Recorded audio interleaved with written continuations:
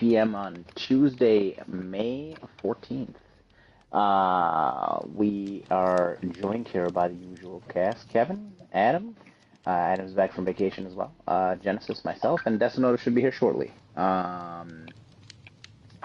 Gentlemen, how are we all doing? We all doing all right? We all feeling all right? I know, Adam, you're under the weather a little bit. Mm-hmm. Kevin? I'm doing fantastic. Nice. I'm glad to hear that. Learn more later. All right. Okay. I'm a bit under the weather as well. Although I think Adam might be a little bit more under the weather than me. So, we'll see how Desonoto feels when he gets in. But now we normally start these, folks. Kevin, actually, you know what? No, Adam, why don't you go first? Give us what you played last week. Kevin, no.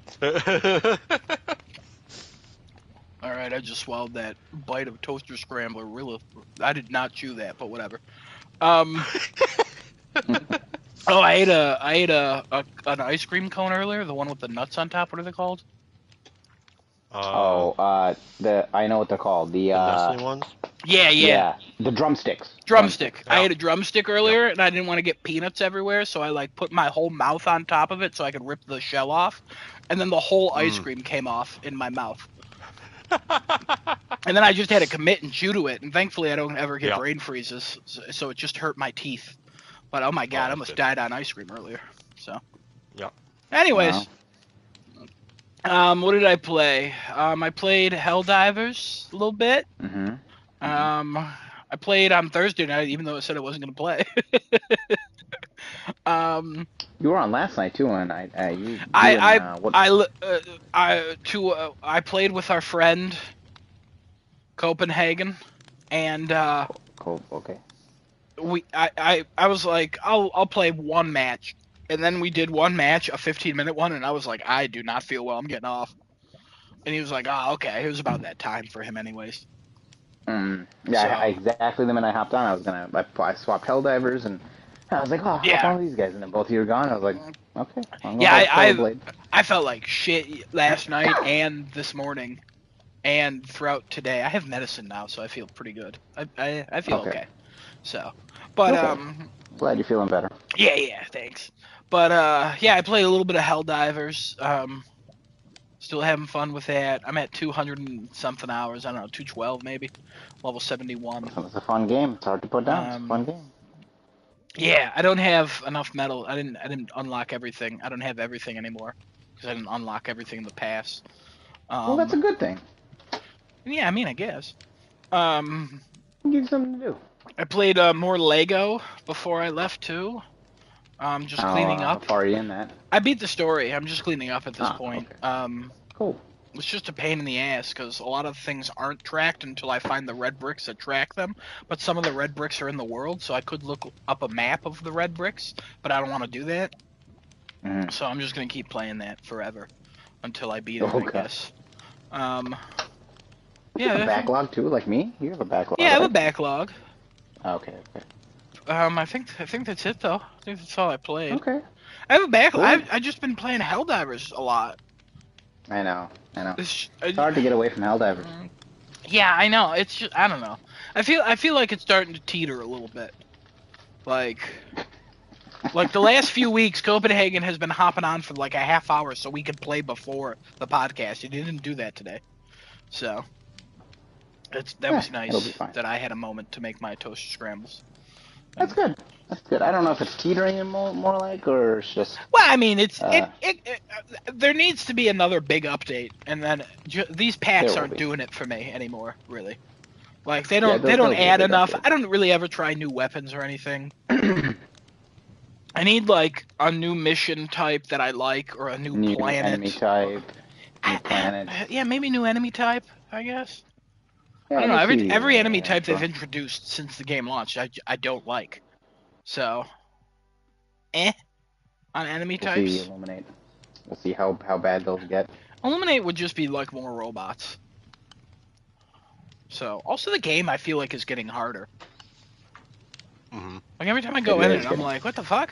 And also, I'm having a lot of trouble fighting the shield dudes, the robots, the shield robot dudes. usually will get like that impact Impact fire will take grenade it now. out. That Impact will take it out if you hit it in the back. If you hit it on the shield, it takes 2.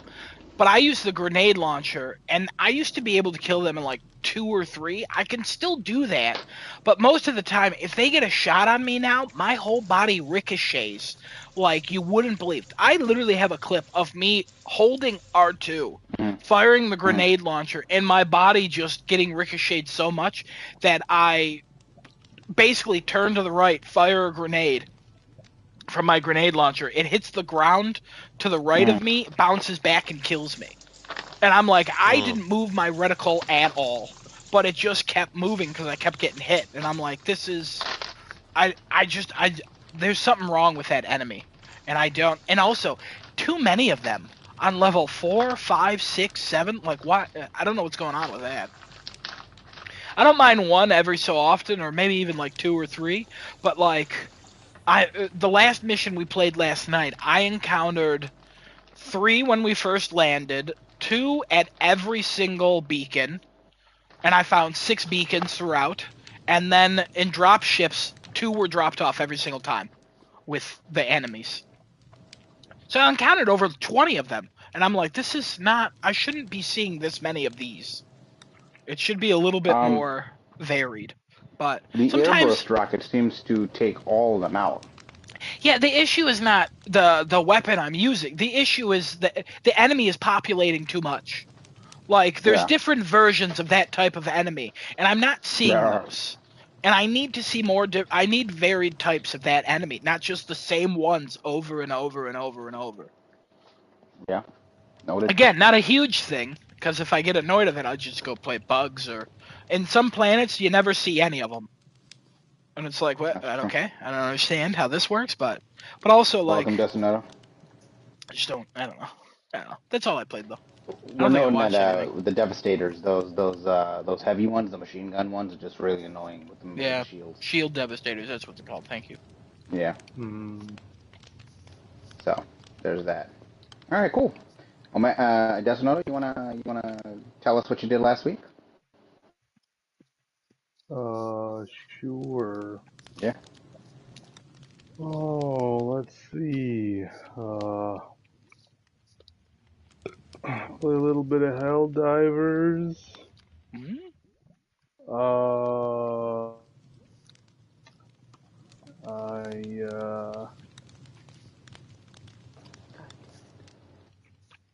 watched some more Avatar.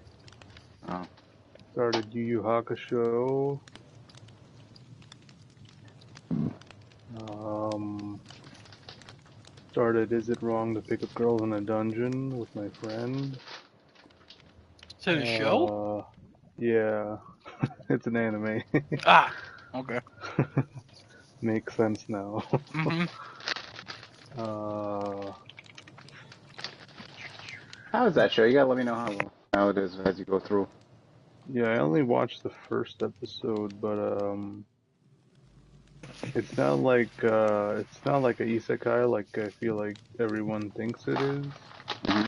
It's just like a fantasy um, show, something like Goblin Slayer, but I think not as dark. I mean, I just saw the first episode, so I can't really say too much, but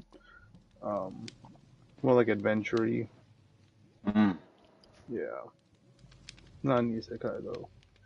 But like that, the title of the show always kind of makes everybody think it is, because Is it isekais wrong to have, pick up girls in a dungeon?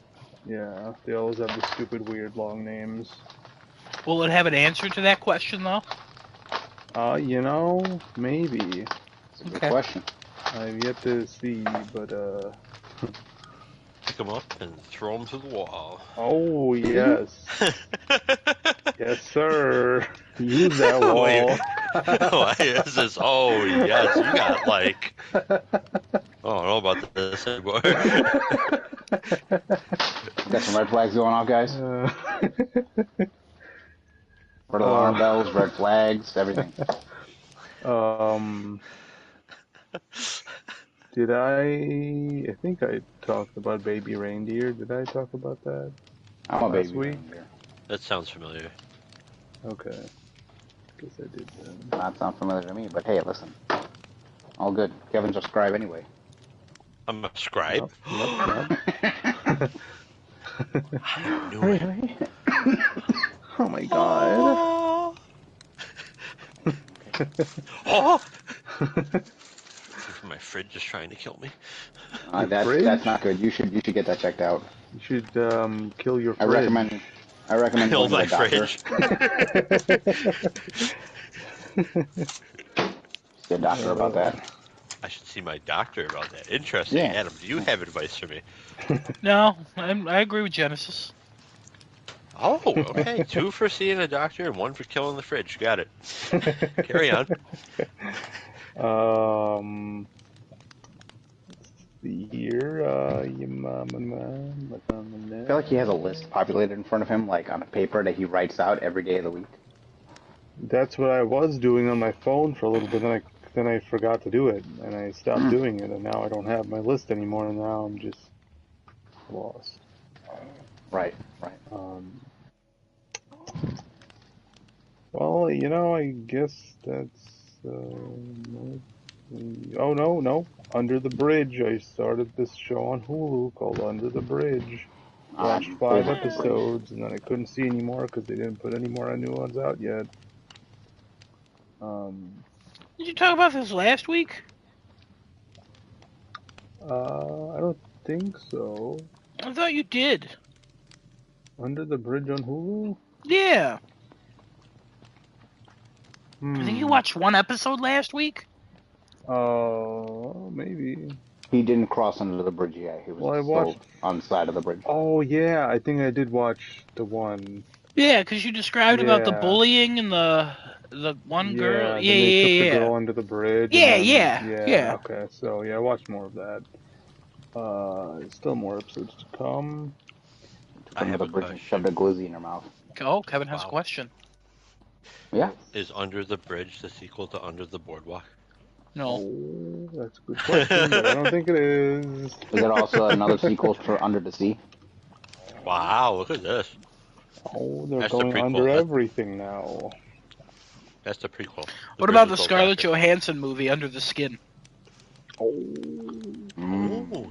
Or the Under the Banner of Heaven? Under the Tuscan Sun? I saw that. That's a very different movie.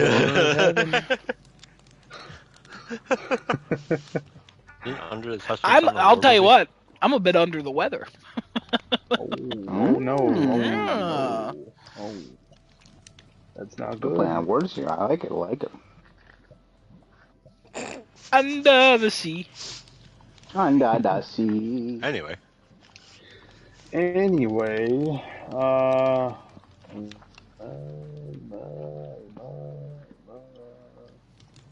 Take it from me. It's better, way it's wetter, under the sea. I watched another episode of Ninja Kamui. That's still going. Still like 6 episodes behind, but we'll get there. I really love the show, but we'll get there. I want to watch more, but we'll get there. We're getting a lot of places. We're going under the bridge. Anything you want, I'll get there. Anything you need, I'll get there. I'll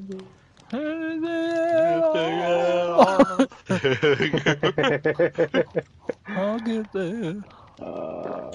Let me check Prime real quick. Chicken Prime. Chicken Prime? It sounded like that. Checking Prime. Chicken slime. Oh, Ew. no. Throw that chicken away. It's not supposed to be like do that. not want slimy chicken. No. Don't knock it till you try it. I'm knocking it. Nope. I'm knocking it, and I'm not trying Knock it all the way across the room. Knock, heaven's door. No, hell no. I think that's about it. Alrighty, cool. Yeah. Alright, we got a nice short one this week from Desonoda. Good, good, good. I started playing Azure Lane again, Oh, God. so that's fun. That's about it. Alright, cool, cool. Another short one from Desonoda. Alright, cool. Alright, I played, Stellar Blade, Game of the Year 2024. Whoa! And, I We're did gonna play a have little words, Helldivers. but don't worry. That's okay. Okay. Listen, we're all friends. We all have our opinions here. Even though some opinions may be wrong, we all have opinions. Well, okay. Mine's wrong. No, it's actually Adams. Adams is wrong. Oh, I said woo.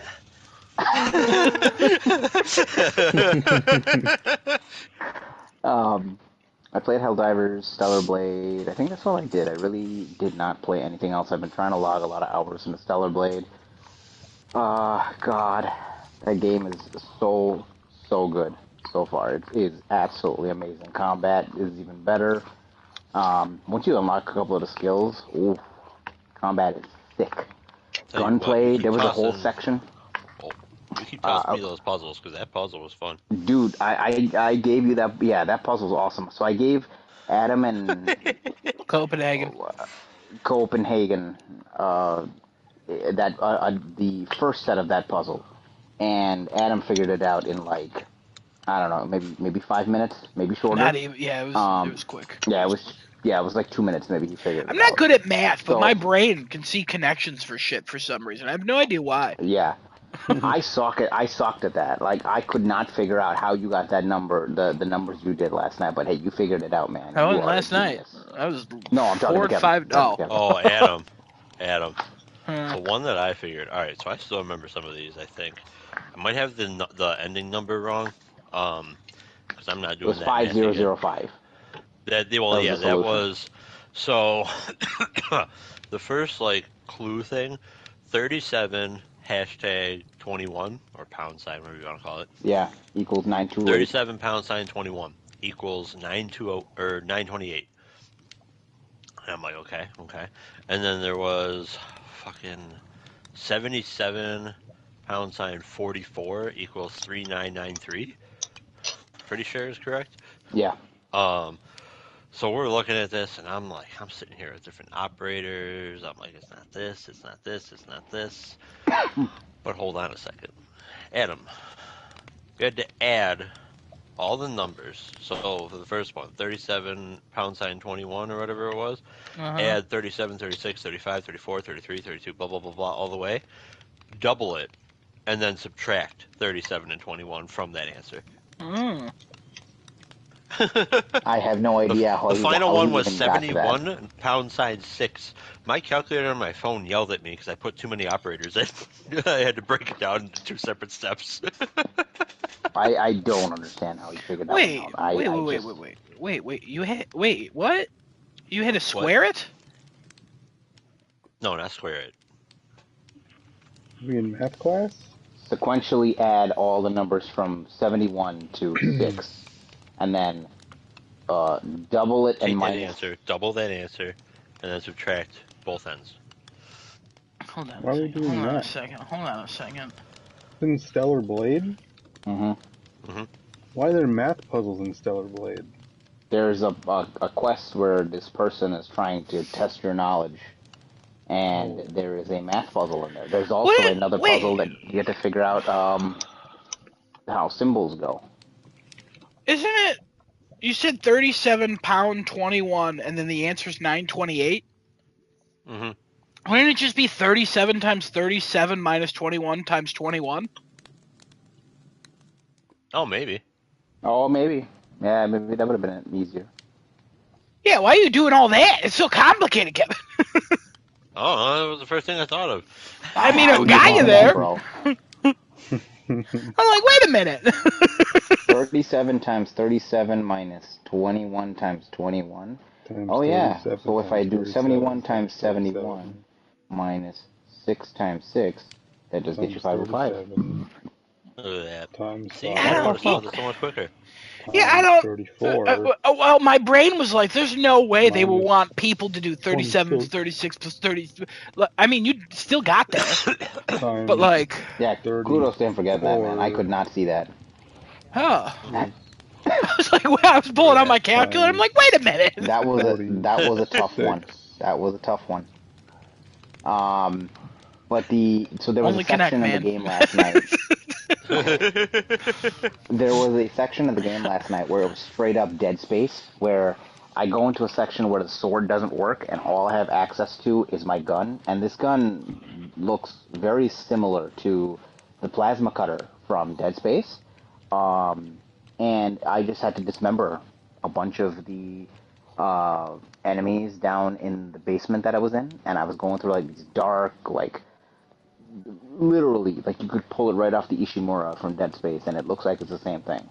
Um, it was crazy. Some of the enemy types looked very similar too, so I definitely see where they got some of the inspiration to make some of those enemy types.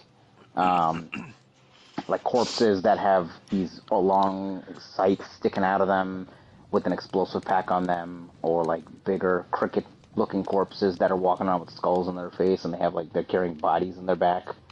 It was cool. Had like a whole laser puzzle I finished last night too. Oh. It was cool. It was awesome. Story is definitely starting to pick up now, but I'm so into like the side missions.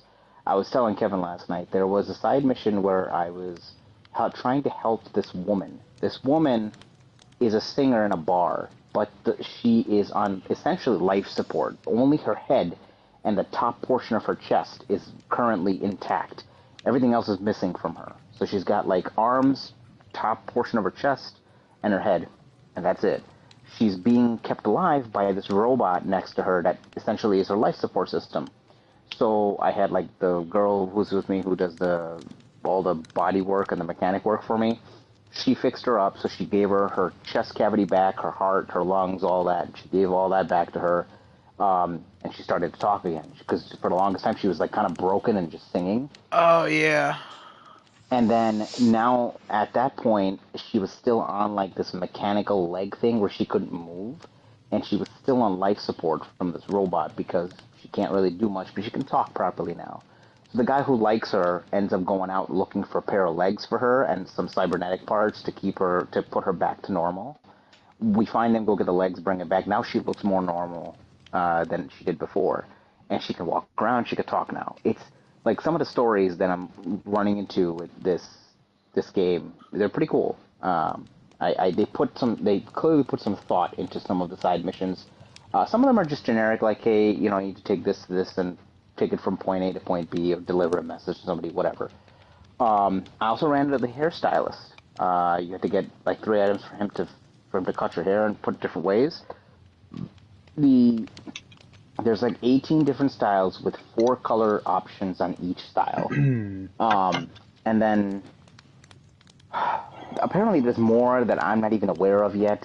I maxed out like a couple of the merchant social links already because I bought so much stuff from them, because you can like farm some really good shit in this game, and I'm also not really moving in the story and like very quickly in the story.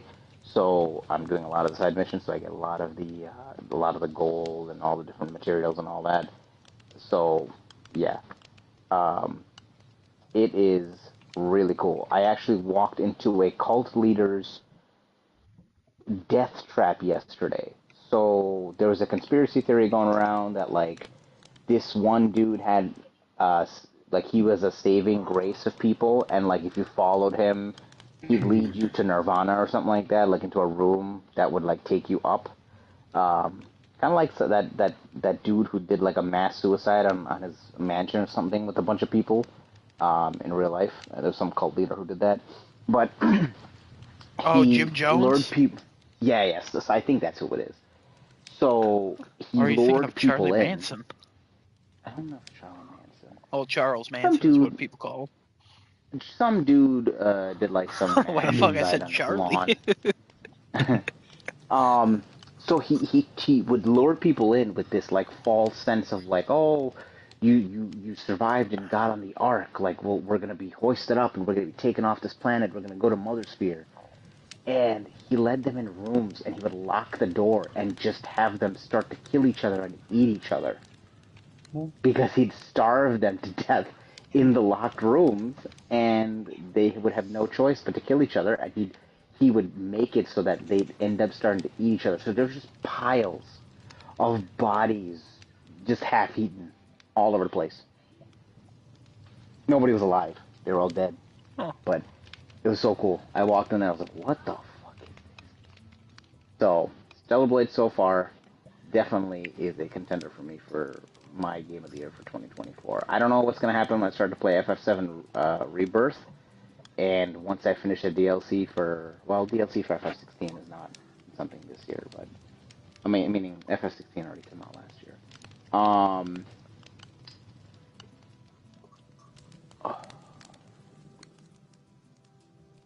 We'll see what happens when FF7 Rebirth, when I finish that, because I know there was a lot of praise with that, but that's what I've played. I don't think I watched anything. No, I don't think I did. Kevin, it's all on you now, buddy boy. Take us away. Oh, baby. Alright, what the hell did I play this week? I played some Last Epoch. Did I play Helldivers? I don't think I played Helldivers. I don't think you did. Pretty sure I didn't. We were going to, but you and I both played our own games when you hopped on. Yeah, I think that was it, yeah.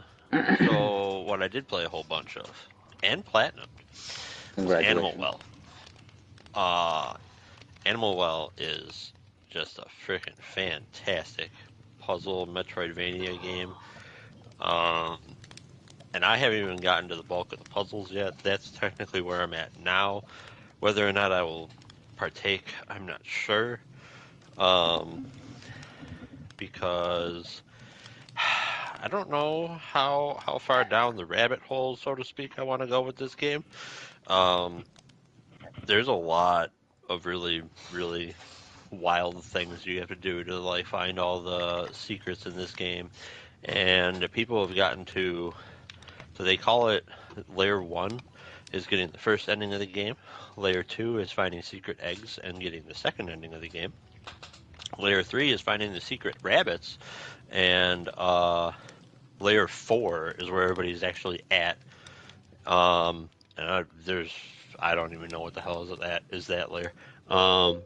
But the platinum only requires you to get the 2 endings and do like a few other little things here and there.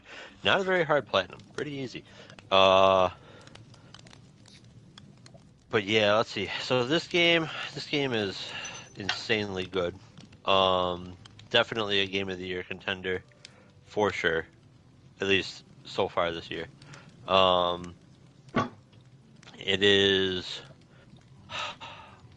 so well designed.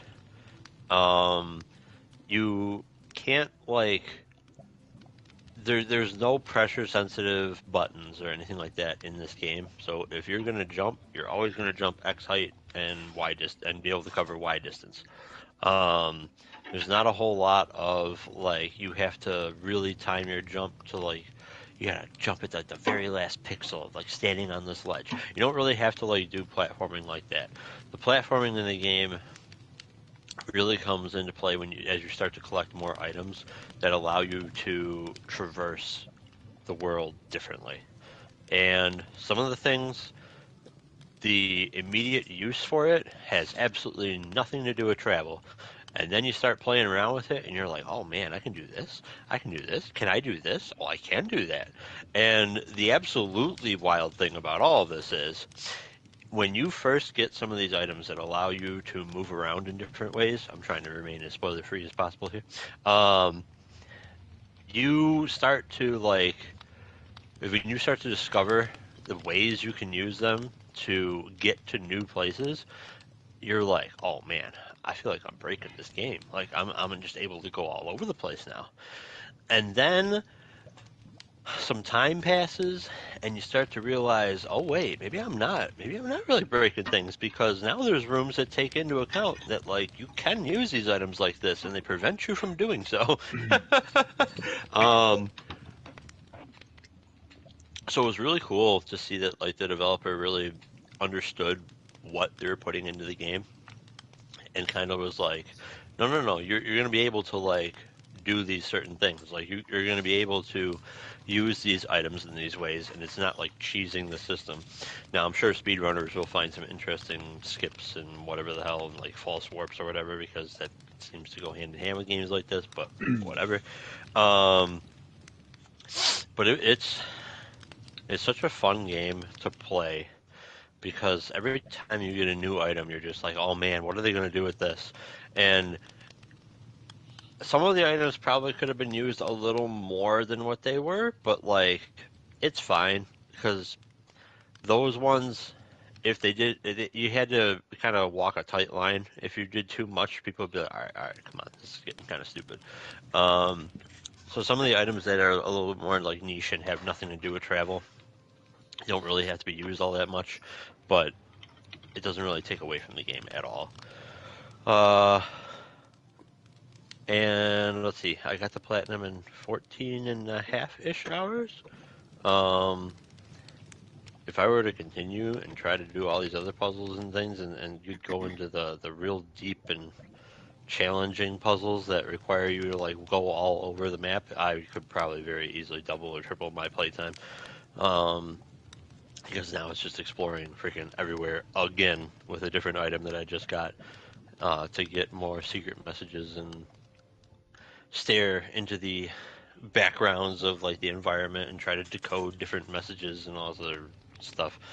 Um, Not a whole lot of storyline in the game, but also there's some things that get real dark in this game, and that was unexpected. um, there's this part where you hear like this weird. I guess it's meow. I mean, I know it's meowing now because there was a big lynx that was making the noise. But at first you're like, "What the fuck is that?" And like you go in a room, and there's this big lynx trotting around, and just constantly like meowing, but like a sad kind of meow. And you're just like, "Oh, okay, sure, whatever." And then there's like baby lynx that are just in cages later on in the same area, and I'm like, oh no! There's like animals being carted around cages on like conveyor belts and stuff. It gets real dark in this one area. I don't know what that. But it's really fun. I highly recommend it. Which You've game got is this, Kevin? Animal Well, Oh, free with yeah. PlayStation Plus, extra or premium. Um, I had so much freaking fun with this game. I could keep on talking about how much fun, and I could go like even more in depth with like spoiling stuff, but I don't want to, just in case Desinoto over here wants to play, because I would like for nothing to be spoiled really for him. Um,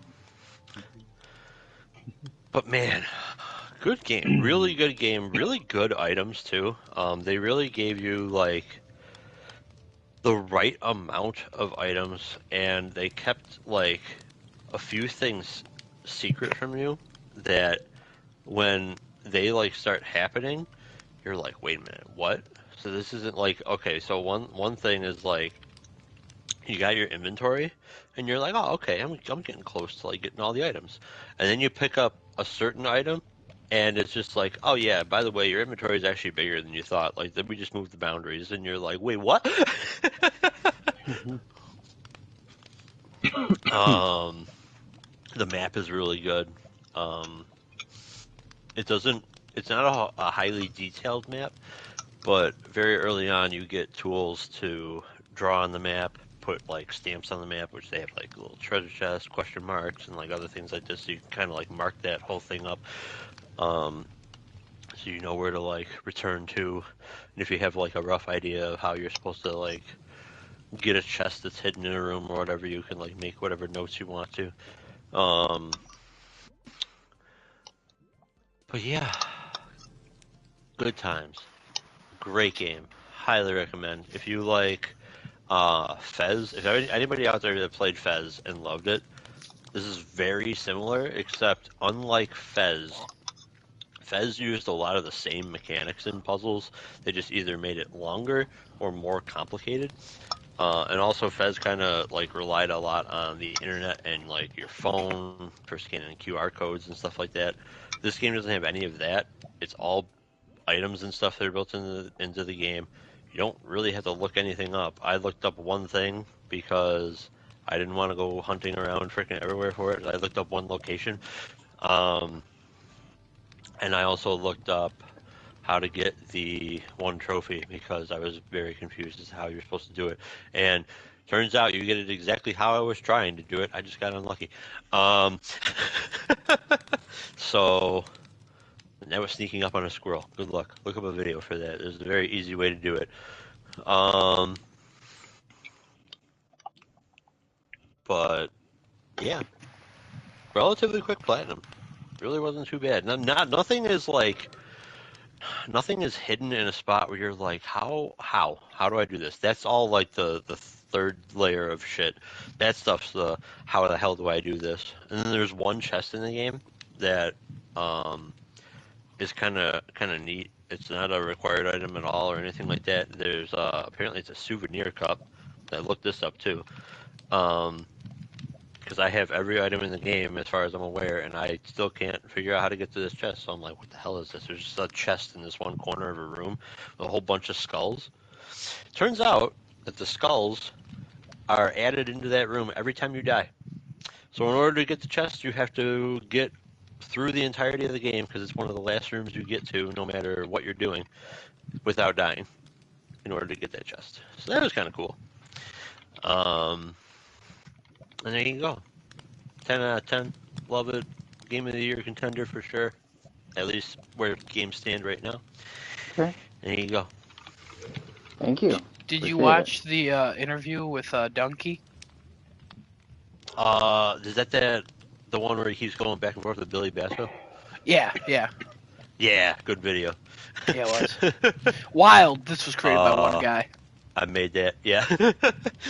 Did you do the voice of the kangaroo? Yeah, that was me. I love the pauses are the best part of that video. Yeah. It's so Donkey and it's so funny. And then he said the one thing about I can't believe you made this like as one person. I can't even like make a soft pretzel or something like that. And the guy's just like, so all you gotta do is take some flour and yeah. Wild.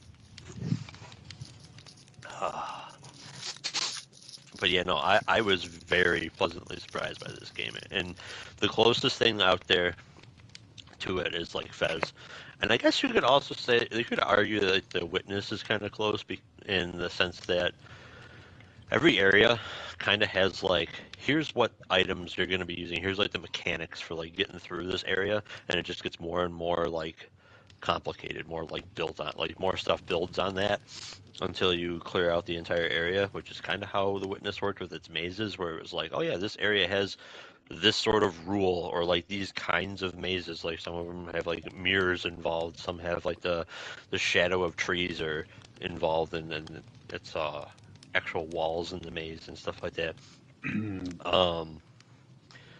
But the overall gameplay and style of game is very similar to Fez, which is also a very good game.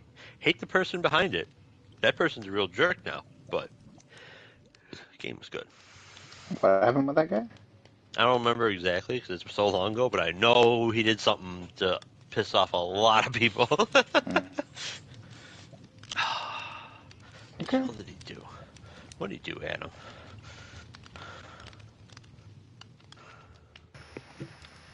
What? What did the Fez creator do that pissed everybody off?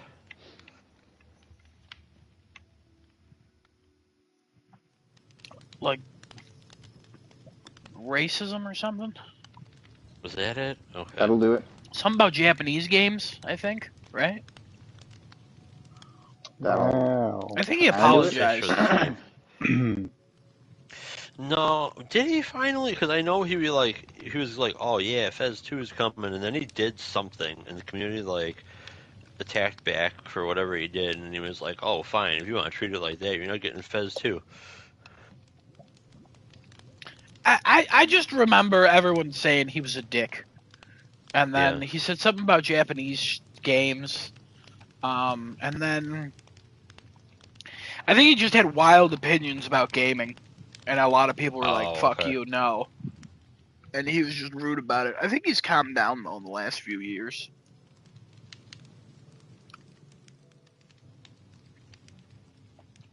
Okay.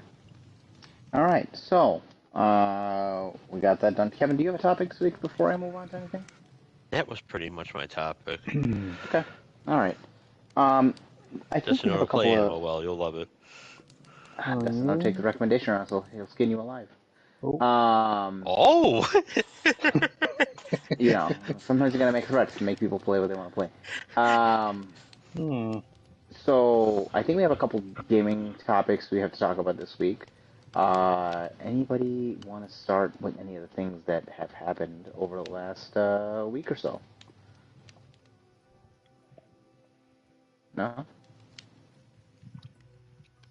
Wait, what? PlayStation. Okay. All right, you want to start? Go ahead. Yeah, we got two new heads Oh, in PlayStation. uh-huh. That's it. Ah, okay, good. By Fantastic. two new heads, you mean we Um, got two of the same heds that are in a new Two position of the as same the heads in head. new position. Yeah, they got promoted. They got more money to do the jobs.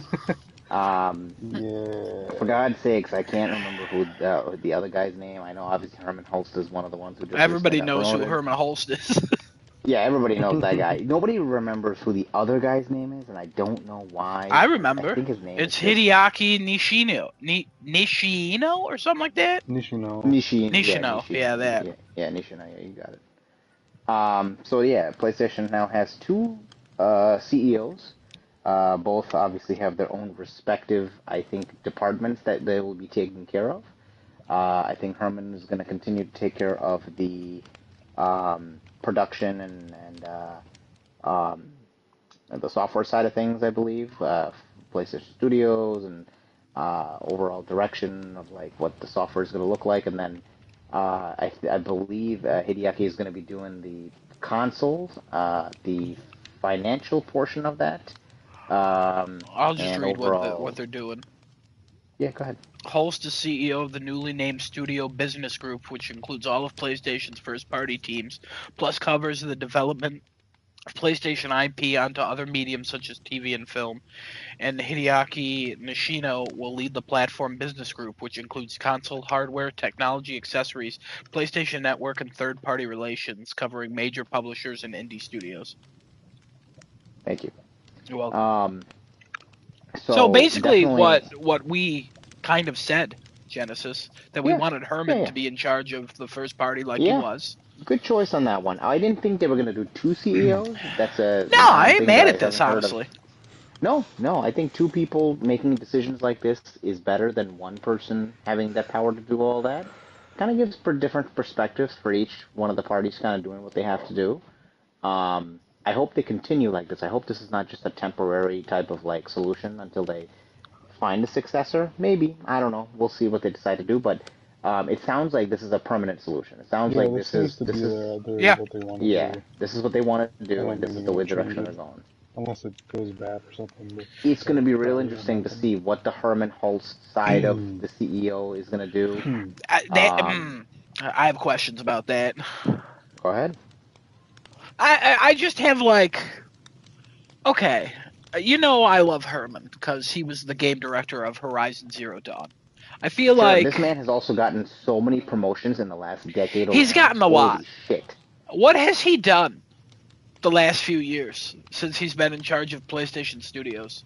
Like, what actually has he done that we've noticed that makes us think he's Everything. doing a great job? Right now, we're in a I drought of mean, first-party games.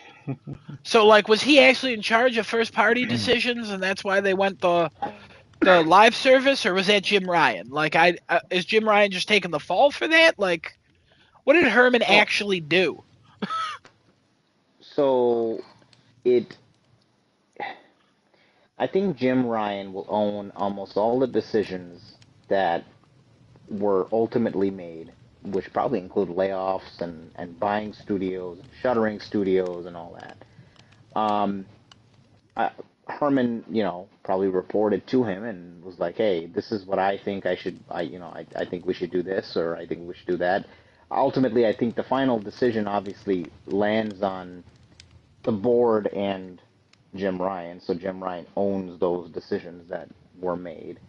Um, the fact that we're in the position that we're in, I will say this: we are probably in a way better position than Xbox is, considering the shit that they're going through, and all the shit that probably Phil Spencer's having to go through at this point. But a lot of the opinions that I've read about not Phil Spencer, about Jim Ryan is that the dude definitely ran the business the way it should be run for numbers' sake. Jim Yeah, Ryan he was ran it always a like a numbers guy. business, of course. Yeah, he ran it like Yeah. a business. He ran it the way it should have been run as a business, right? I think now that Herman and Hideaki have the final decision, per se, in whatever will be happening going forward, which is probably why they're talking a lot about, like, hey, we want to show what the future of PlayStation is going to look like, and SIE in general, um, in the coming month or whenever the hell they want to show these things. I think even in their fiscal, they had their earnings call today. I think it was either yesterday or today they had their earnings call, and they were talking a lot about shipment of PlayStation 5, how they were doing for the quarter, how going forward, um, these are some of the directions that we want to take when it comes to the overall console itself. Fun fact too: the PS5 sold, I think it was 5-1 against the Yeah. Xbox console at Yeah. this point. Also, it surpassed the overall worldwide number of Xbox Ones ever sold. Um, so it's I think Jim Ryan is going to end up owning a lot of the stuff that he did, and the position that the company is in now. I think this is the pivotal turning moment that is going to be uh, it's going to show what we want, well, what the company wants to do moving forward. I personally think I think the two of them will make some decisions to consolidate a couple more things, and I don't mean by shuttering things. I think they're going to move focus to kind of shift people where they need to be and studios where they need to be, as well as combine some studios that just not really laying anybody off, but just making them into one. Because I think they could probably do with that as well in house. I don't know how everything works. I'm just making an assumption based on two people collaborating now as one CEO instead of one singular person making that decision. Yeah. Also, they have completely different backgrounds coming through. So as well. I love how it's two CEOs. I love because Yes, Jim Ryan I think complained that's a about smart like the idea. traveling and then one's like basically one's software, one's hardware, which is great. Like I'm Yeah. also the Japanese influence and the Western influence. Like it's honestly a natural progression for Sony, which I'm This is happy the with. But at direction. the same Yeah, time, they like should be going in this direction. what has for that, Herman for done Eastern for Europe. us that we're happy I he's think- in this position? And I the think answer we'll is we see- don't know, and also Yeah. not much. We'll see what he's going to do now. I think now is really going to show what he's capable of and what he's been trying to do. Because now he can bring his vision to life without any restrictions. I Yes, they see. still gotta That's go where through the I'm board, like, obviously, but was he trying to bring his vision to life in the past? I don't know. I don't know what his vision there's is. a reason Every why. time he talks, it's all about like collaboration, and, like smaller studios and stuff. But then like they shuttered Concrete Genie people. Like that's a small studio. Like I Right. don't know what. But that was probably Jim's Again, financial decision. you're assuming, but Herman was in charge of first party studios, and that was a first party studio. So Jim probably was like, "Hey, we got to shut our first party studios," and he was like, "Okay, I'm gonna close Concrete Genie." Like those people, like what?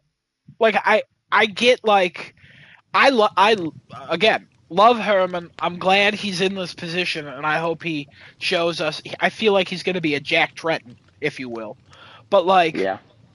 at the same time.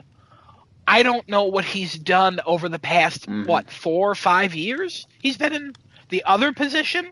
Like, what has he actually done for PlayStation and the first-party studios? Because literally right now, there are no first-party studio games at all. We're in a drought because there was mismanagement. And I can't see Jim Ryan being the one to take the entire blame for that. I can't see him saying, I want to do the live service, and Herman being like, no. Like, he had to agree with it or think of it too. And then with the success of Helldivers being the fastest selling PlayStation IP of all time now, like, I don't understand. I'm a little nervous about the direction Sony is going to go in, and I feel like they'll take the wrong lessons from Helldivers because they haven't shown anything to me being like, hey, we know we're in a drought. The only person who's ever really acknowledged that is that Hiroki Totoki, which is the guy that Herman and Nishino have to report to. And I'm excited because I feel good, but I'm also just very like, I'm not getting too excited because I know what the world is right now. I know how corporations are right now. Like, I'm nervous. Yeah. Also, when Kevin, when did you text Kevin the first time? Like when Genesis sent this, I think. And I was like, what? What the hell did you text? Excuse time. It's excuse time. Yeah. Hold on. Yeah. Sounds like it's excuse time.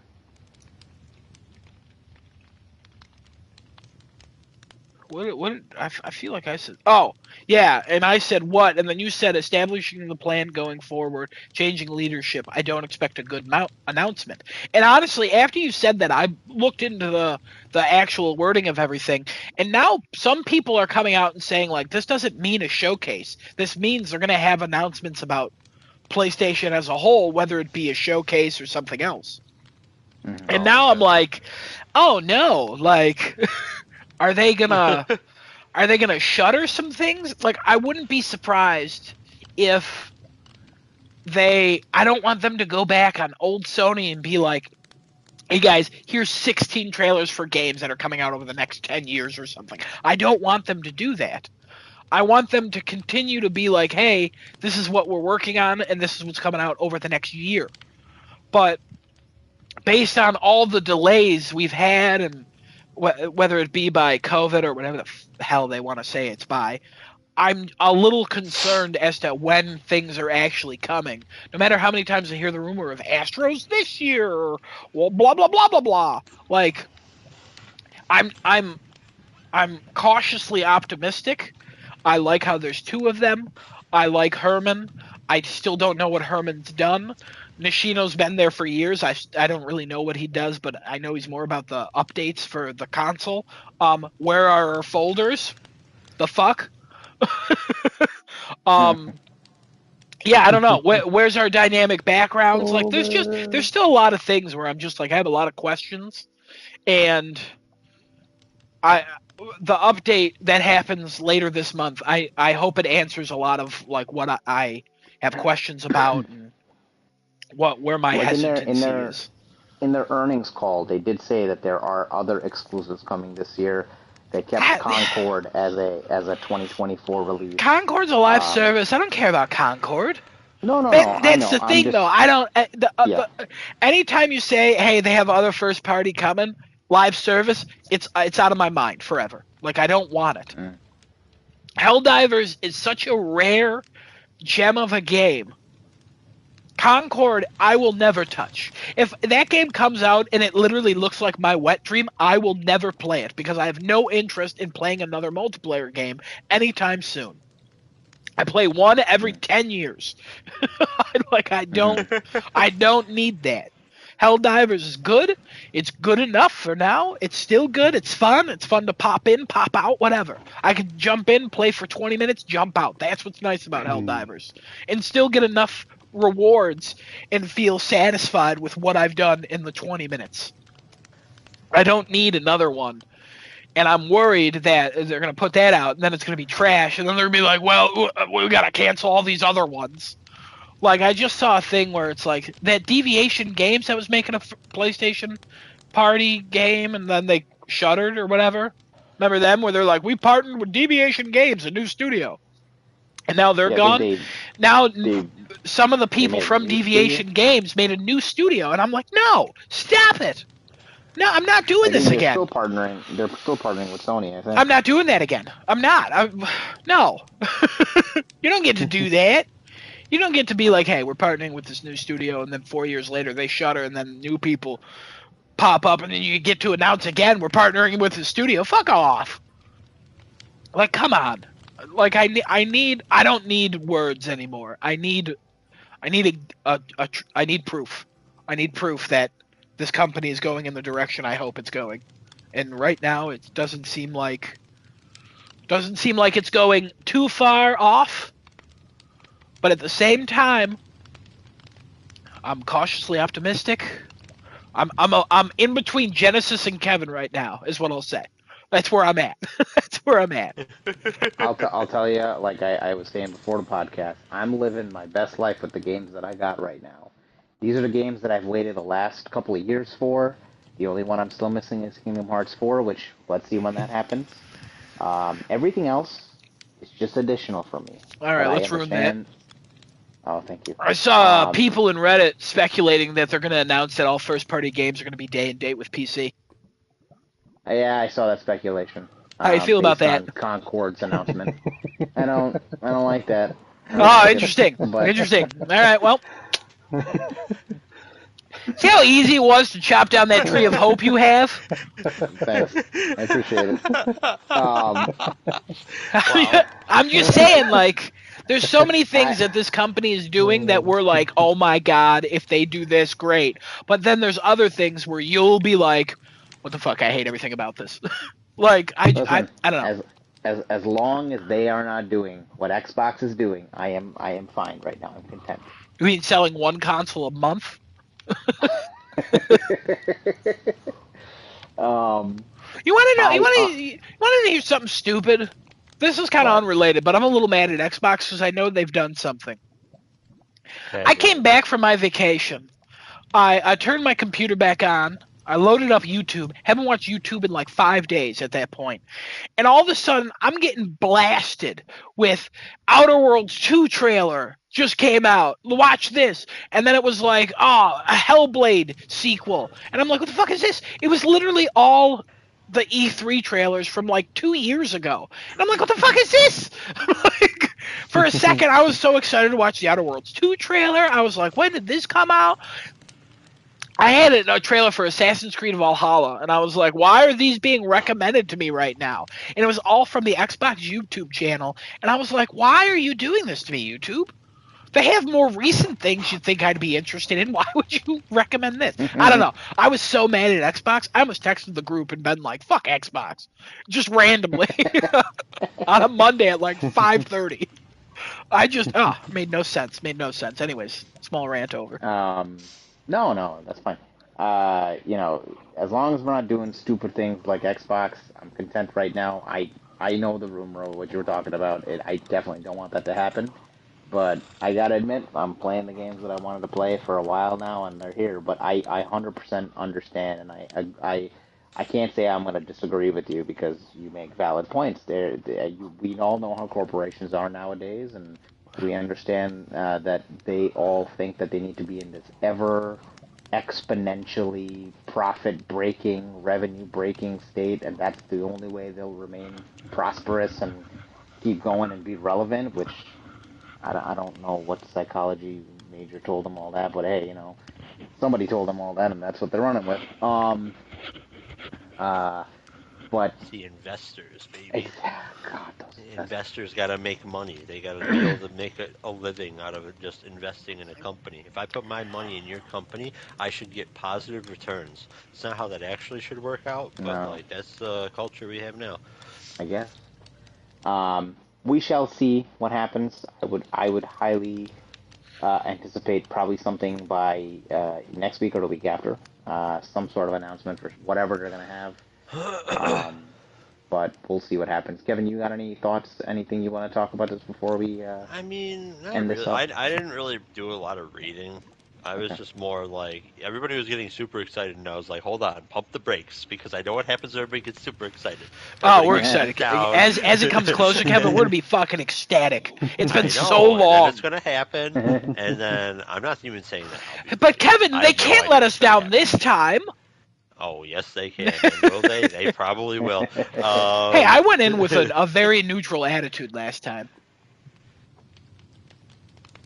At this point, I don't think they can do that much damage to be like, all right, we're just gonna like everything. Oh, yes, they can. Also, I go in hyped, but when the thing starts, my expectations are tempered. I typically only want one thing, and I just want to be entertained most of the time. So, like, Genesis, I understand. Like, he's a different story. Yeah, I'm a different Some of them, it's like, it's the worst day of his life. And then the other ones, I'm like, oh my god. Yeah, you would think, like, a loved one died with how Like, bad it is. And some days it's What so I- good, you would think a loved one was birthed.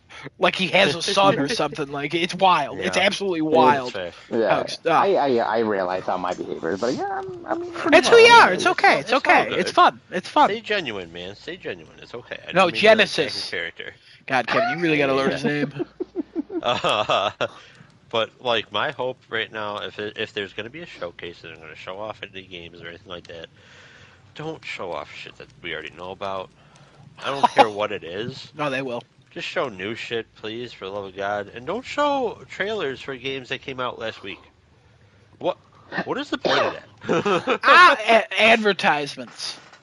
I don't know. Yeah, I don't think- mean, I don't think they're going to show anything that came out on freaking YouTube as and of Twitch last week then. at this point. I don't know. But We'll reach more people. I will say I saw I- a tweet that was really funny, and it was like, Sony now has two CEOs, one to announce the game and one to announce the remaster of that game. I like That's it. funny. I like it. that's funny. I laughed pretty hard. Oh my god. Oh my god. Okay, hold on. So since you brought up remastering, I need to do a rant here real quick. I saw an article that I hope to hell is not real. Is Capcom is planning to remake Resident Evil 1 again? Yes, there's a strong rumor Again. that is happening. When did they Again. remake Resident They- Evil 1? Again? They want to Again. make it in the HD again? remaster. yeah they want to make it into the Unreal Engine 5 with the new Yeah, full with the new- remake. yeah full Why? remake because have the your original own one engine. was anniversary. yeah the You have original your one own wasn't a engine. remake, it was just a graphical enhancement, like kind of like how I think Last Because of they Us already 1 remade it. would have been. So Resident Evil 1 has been remade and remastered like 4 fucking times already. yeah, I'm assuming they want to put it in like the RE2 and 3 and 5 and Yeah. 7 and what? Yeah. Yeah. I don't want it. I don't want it. Kevin, Fuck good. you. I don't want it. Hey, Kevin. Good thing about Yeah. that. You don't have to buy it. Problem solved. I don't. Will Problem, I? I though, might, because is it that- is one of my favorite Resident Evil games. Kevin, what the fuck? the issue with that with right now with Capcom 2 is that they're so profitable right now. They're one of the few. Well, this is how they're doing it. Yeah, I mean they're one of the few developers or publishers. Am I using the right word? Either one's Developers, right? fine. Okay. Both. Yeah. So I think. they're one of the ones that have been absolutely killing it in the last like 2 to 3 years. 'Cause they're Probably gonna putting go as far as games saying out. like the last 5 years. Yeah, They 5, have been 6, 7 absolutely years. killing They've it. been Yeah. Getting actual They've been pumping doing out so well, games that so review quality. They know well. how to. Yeah. I was Gonna talking be with hard. Genesis. Oh, Yeah. sorry. Everybody's talking over each other. Somebody. You're fine. You're fine. We're just discussing. That's all. Blah, I blah, blah. was telling Genesis last night. I think it was last night. Maybe it was the night before. It all blends together because I was playing Animal Well both It times. really does. So I was telling him though, I'm like, the reason why Capcom like keeps on making all this money, when you really think about it, they have these big development teams of people, and they're like, all right, you all work here, you're working on this, you work on this, you work on this, you work. They are working on like 5-6 games at a time, like all the freaking time, and they just know how to like split people up. And then Yeah. it's not like super crunch time. Well, maybe it is, but like we don't really hear about it. Or like we pulled all our assets from all games to finish this game. No, they just finish stuff. They're like, hey, this game is done. What's our next project? They don't Like, I mind wouldn't be delaying surprised- something. Yeah, I wouldn't be surprised that, Valkyria. okay, Dragon's Dogma 2 has been out for a hot minute. That team is probably working on whatever the next Devil May Cry is. Like, Or a This is the DLC for Dragon's problem. Dogma 2. or So, that, so yeah. this, so Mm-hmm. the solution that they have is the problem that Square Enix is seeming to have at this point. They Oh, don't know Square's a how whole to nother put issue, yeah. they don't know how to put their teams properly. Like Creative Business Unit 3 was an awesome team and they disbanded them and put them to all other projects now. I guarantee you right now there are two major teams working on Hmm. what they need to do, which is Kingdom Hearts 4 and Final Fantasy 7 re whatever 3, you know. Hmm. Um That's the problem for them, though. They that's gotta their issue. stop with these passion projects. They Well, have now, to I mean, stop with they passion just came out projects. and were like, "Oh, we're gonna stop the exclusivity because it's bad for our profits." Like, guys, if you just put your teams in the right place and continue to build those teams the way Capcom has been doing, you will see the profits rise in those things. Don't put things out like foam stars and bullshit things Well, that it you don't, wasn't that. you're That's not not gonna. the issue they're having. It's that the games that they're making, they're putting so much investment into them, and they're not Mm-hmm. getting it back. Capcom Well, that's has made that. games that look great, run well, and apparently are affordable to make. Square Enix Yeah. is The like thing, pump all the money into everything we do, and Well, the that's that's the part why of the they two, problem need is like millions of sales well, of the everything. two, yeah, the two with all the problems they Final have. Fantasy. Oh, I'm sorry. Go ahead. Go ahead. With all the Final Fantasy VII stuff, okay, yes, Final Fantasy VII probably did wonders for your company. It is, I'm pretty sure, like widely regarded as the best Final Fantasy. I argue that it's six, but like not everybody's gonna agree. Um, but okay, cool. It pulled whatever sales it pulled then. You're remaking it across three titles. You announced that real early, so everybody knows what they're signing on for. I cannot imagine a world where you're maintaining whatever sales of the first game through the second and the third. It's going to drop. And then not only that, how many people are actually buying into this? Is it just the fans of Final Fantasy VII? And then because Final Fantasy VII has lived up to just insane expectations, and everybody's like, "Oh man, this game is like it's so good for reasons A, B, C, X, Y, Z." You have to go into this as a remake with it being like your heart and soul is being physically coded into these games. Every single person on the development team just to make sure that fans are happy with whatever finished product you're giving them. And that takes extra time. And if you're just going to work on pumping out this one fucking game across three titles, yeah, okay, you can stand to make money three separate times on the same thing. But what sales are you actually going to get? And maybe I'm wrong here, but I, that's w- my thought I will on say the something. development. Sequels usually sell better. But with a trilogy, if people know it's a trilogy, the third one when it comes out, there's usually a boost in sales for the first and second. So I wouldn't be Okay, okay. surprised if those, like the first and second game, retain I their can see value that, for yeah. a while. Hmm. So like, I think they know that it's a long term investment for that one. Um, I don't know if they know how much money they actually are going to get back and how much they're actually Right. going to make. Because I do also have that, like, even though I'm not an investor, I'm not a stockholder, I'm not paid by the company, I gotta know how many people are really into this Final Fantasy VII remake, rebirth, re butter my ass. Like I Gladly. I just Rebuttal. I know they're popular with a certain type of people, but a lot of those people seem to be a little hooked on Stellar Blade right now. And I'm not just going off by Genesis, because there's a couple people on my Twitter I follow that were all about Final Fantasy VII Rebirth, and then Stellar Blade came out. I've not seen anybody touch Final Fantasy VII Rebirth. There are Like, people in the Animal are they World now Reddit waiting? talking the same way. Yeah, are Mm-mm. they like waiting for like the third game to come out to see if that one's just as good as Remake? Was Remake so good that Rebirth had too much to live up to? Like I just Rebirth had beaten remake in terms of I think what people wanted because Oh, that's you good. got the giant map now and there, and it's the open worldness that they wanted from Remake. But they didn't post any sales numbers of Rebirth. The two problems that they have that Capcom doesn't is Capcom has an in-house engine. Square Enix does not. They did, but they shut it down after Forspoken because the Luminous engine was too complicated of an engine to use, so they shut it down, and it's gone now. What do they Um, they use? use they use Unreal Engine 5, and Capcom does not use. They use the RE engine. That's their in-house engine that they've created, which Yeah, is why it's cheaper for them to create what I they have I to can't make. imagine Unreal Engine 5 is that much more expensive than an It's the in-house same engine.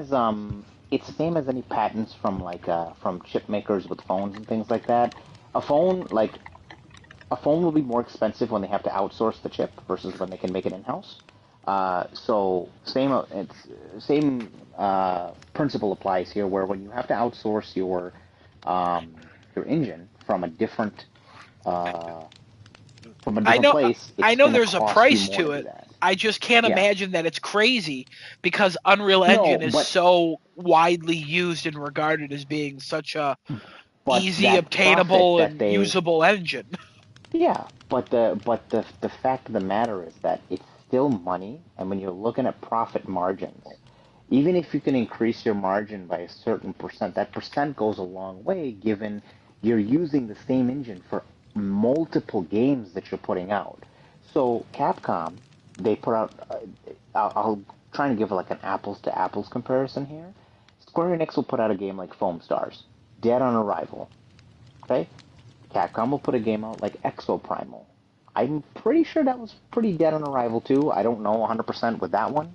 I think that's decently manned right now. People are playing it, but Foam Stars is dead, completely dead. They keep investing money into these projects that are not panning out for them. I've seen If him they play were to Foam Stars. I don't think it was as expensive as you think it was. Well, it's still money that they invested into that to keep servers up. It's a live service game to put in development. It the fact of the matter is they need to pull back on those. What they're saying, oh, exclusivity is the reason why it's not, dude. Get your fucking engine together and stop pouring money into useless projects that you think is going to be a cash grab. That's going to be the next Splatoon or the next Helldivers or the next fucking whatever other Fortnite, fucking whatever else you can think of. Put it into the things that are your passion, like how Kevin mentioned earlier. Some of these people working on FF7, the trilogy, they're pouring their souls into that game to make it so that it's something that the fans adore, right? Put it into what you know will work. Stop fucking trying to be something you're not. You're good at making JRPGs, J action RPGs. Continue to do that, man. You be the industry leader in that. Capcom can be the industry leader in the horror franchise and the action games. You know how to make JRPGs, JARPGs as well. Continue to do that. It's just they're run by nincompoops who don't understand that this is those key to success.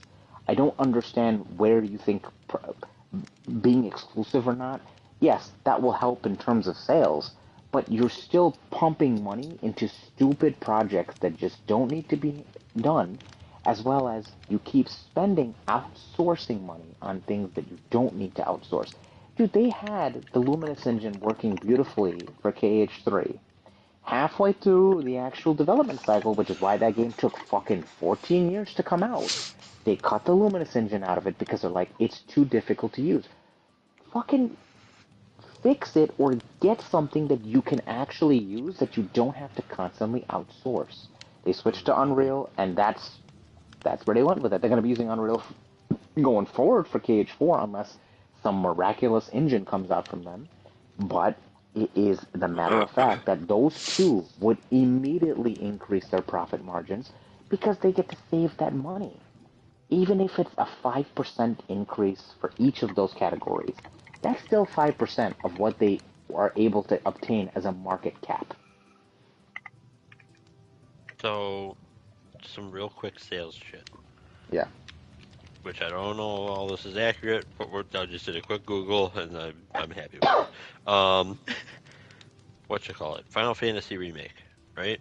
Final Fantasy 7 remake came out apparently June 10th, 2021 on PlayStation 5. Yeah. One of the this is actually taking into account the PlayStation 4 Intergrade, which is April 10th, 2020. The game was one of the fastest selling PlayStation 4 games, selling more than 3.5 million copies in 3 days and more than 7 million by September 2023.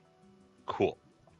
Resident Evil 4 remake from Capcom did 7 million according to an article in March of this year, and it's been out for a fraction of that time. And that one was Dragon's multi-platform Dogma too. 2, yeah, Dragon's Dogma 2, 2.5 million, Street Fighter 6, 3 million.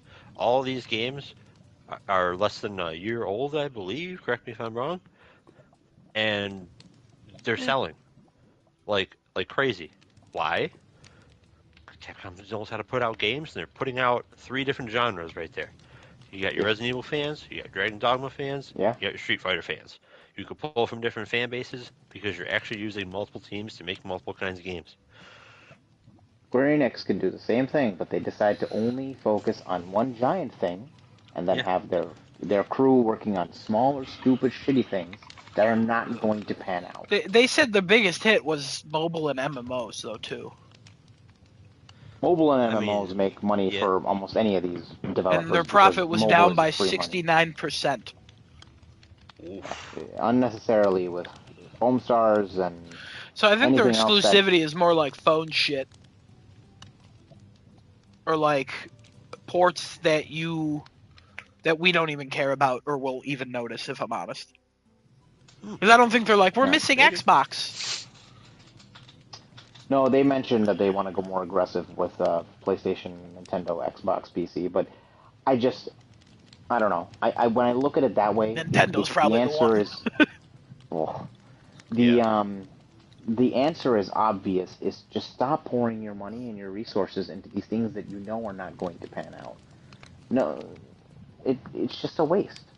It literally is a waste. You could be focusing on the franchises and the titles that you know will make you the money you need to be successful.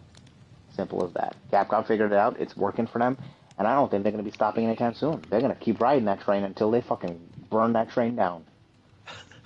So, good on Capcom, and congratulations to them that they keep making fucking games that people want to play. I know FF16 and 7 Rebirth that both definitely sold very well. 16 just got a resurgence. People are buying more copies of it because of the DLC that dropped. It's just like there's rumors of the FF9 remake. There's rumors of the FF8 remake. But who gives a shit? There's also Final Fantasy, whatever 17 is going to be now. Kingdom Hearts 4 that they're obviously working on now. The third part to FF7. They completely destroyed a genre that they could have been owning at this point, which is Dissidia. They're fighting. They could be running a fucking fighting game on par with Capcom if they just kept to a proper system and a formula. But they dropped it with the PSP. They didn't make a sequel to it.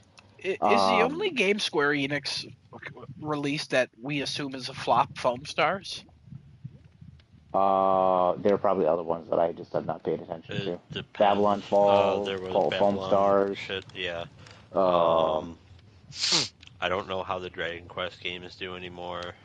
I don't know. I think sales numbers for those are pretty good. I don't know how the Front Mission remakes did. I can't imagine those cost that much to create.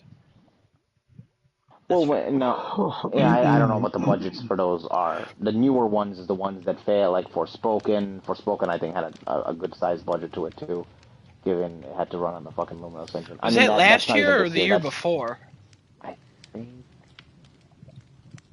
I want to say that was last year. I think that was January of last year. I think. I don't know. 100%. Because Capcom had that Exo Primal. I don't think that was popular. They only had one of those. They only had one. Everything else has been a hit. The problem. Everything else has been a hit. Just one. Just one. And also, a lot of people are focusing on Stellar Blade for the obvious reasons, but also that they're a smaller studio that had only made mobile games, and they were able to pump something out that looked like this at the caliber and the quality that they pumped it out at. It also And took they're years. like, yes, they said that this is like, like a lot of the AAA developers should be ashamed that this was something that a mobile developer was able to do. It took obviously yes longer, but the quality and It's not discount mobile developers here. Their mobile game is very high quality. Can assure I you know, that. but it's a mobile game to a console title. That's the difference. There's that way bigger assets, way bigger budget. Oh, you don't know the assets I'm talking about. I've seen the assets, the Nikki assets. I've seen them. There's supposed to be a collaboration between them and Stellar Blade as well, so a lot of the costumes from there are Yeah, going to come to Stellar Blade, and then vice versa. that'd be nice. Yeah, I'm aware. That'd be Trust me, I know. real nice. Anyway, okay, so we've All right. beaten that topic down.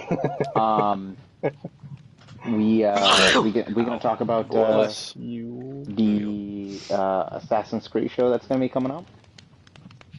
Sure. There's an Assassin's Creed show tomorrow. It's gonna show Assassin's Creed Shadows or whatever the hell it's called. Set in Japan. I think it's at like 11 a.m. or something. I'm excited to watch the thing after I get home. I might get this one. You know what I'm saying? Yeah, Cool. it's gonna be another 100-hour one, I think. What? It's gonna be a long one. So What did he say? Say it again, Justin. he said, "I think I'm gonna get this one."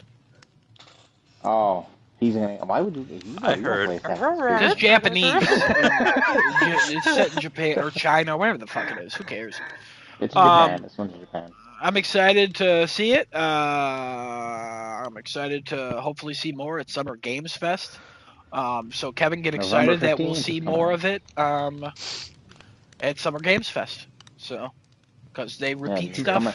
It's got a that good comes holiday. out. That's the only holiday title that we know of so far. November 15th for that one. So One day before my birthday. Wait, there's supposed to be another holiday title that was huge. What the hell was it? I mean, a Call of Duty, obviously, as usual. No. Closer to holiday. They also said that the DLC for Call of that Duty's game is going to be October. $40. There's supposed to be like a giant collector's edition that gives you That's Ubisoft. early access. That's whatever. Yeah, something like that. Yeah. Um, The DLC some- for every other Assassin's Creed game is like $40 now. who's Yusuke? Who's Do you have any idea Yusuke? who that is? Yeah, that name keeps getting thrown around with that game. That apparently Yusuke is in this game. Who the fuck is Yusuke? There's the Yusuke in Yu Yu Hakusho.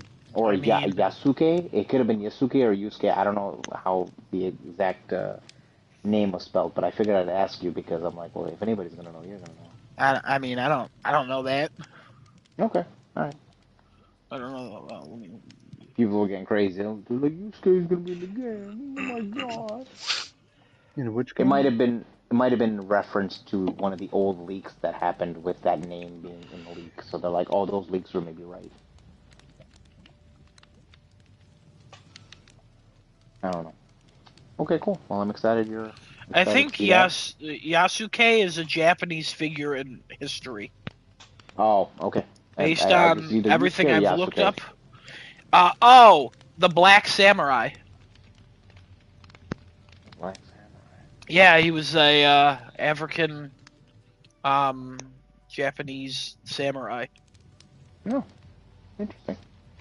You think it's gonna be one of those 100-hour games though? Well, I mean, they said that the every other game is the RPG one and the Mirage one. So Oh, Mirage was the 30 or 25-hour game, and then this one should be the 100+ RPG. With like man. where you build up a city and shit. Mm. Or you have like a town that you evolve. There's been rumors Mhm. of like evolving your town like in Valhalla, which I really liked, and I kind of wish they expanded upon it a little more. And it sounds like with rumors of this one, they are. So I'm excited about that. Yeah, it turned Nice. into a franchise that I Well, it turned into something that I love, but separately from the original Assassin's Creed games, which is the weirdest fucking thing to ever feel for something.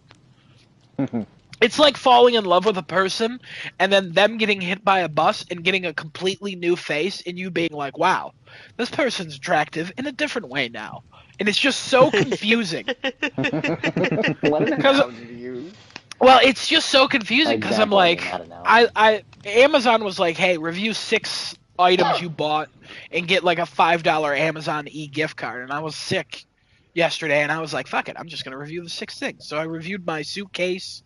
I reviewed like a couple Christmas things I bought for people last year. And then Assassin's Creed Mirage was on there and I was like, fuck it, let me review it. So I reviewed that. And I was like, hey, this is great. This is like the original Assassin's Creed, but it controls like a new one.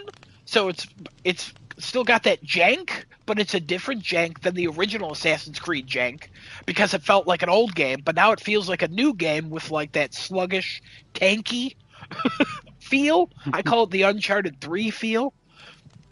Because if you remember in Uncharted 3, they put so many fucking animations to Nate's movements. Like, so every time he ran, he would like, if you were close to a wall, he would put his hand out and touch the wall. If he was close to something, he'd put his hand out. If he was near this, he would move his feet in a different way. So sometimes when you're running in that game, during one of the sections where you have to run, you'd get all turned upside down and around, and it'd be like controlling a World of Tanks tank. It's like, what the fuck is this?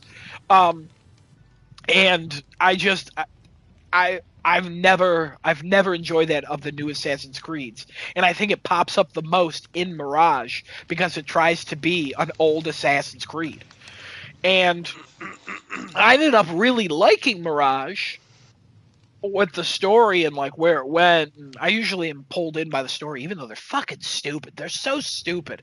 It's like reading comics. I'm like, wow, I love these, and then I think about them, and I'm like, these are so fucking stupid. Why do I like this trash?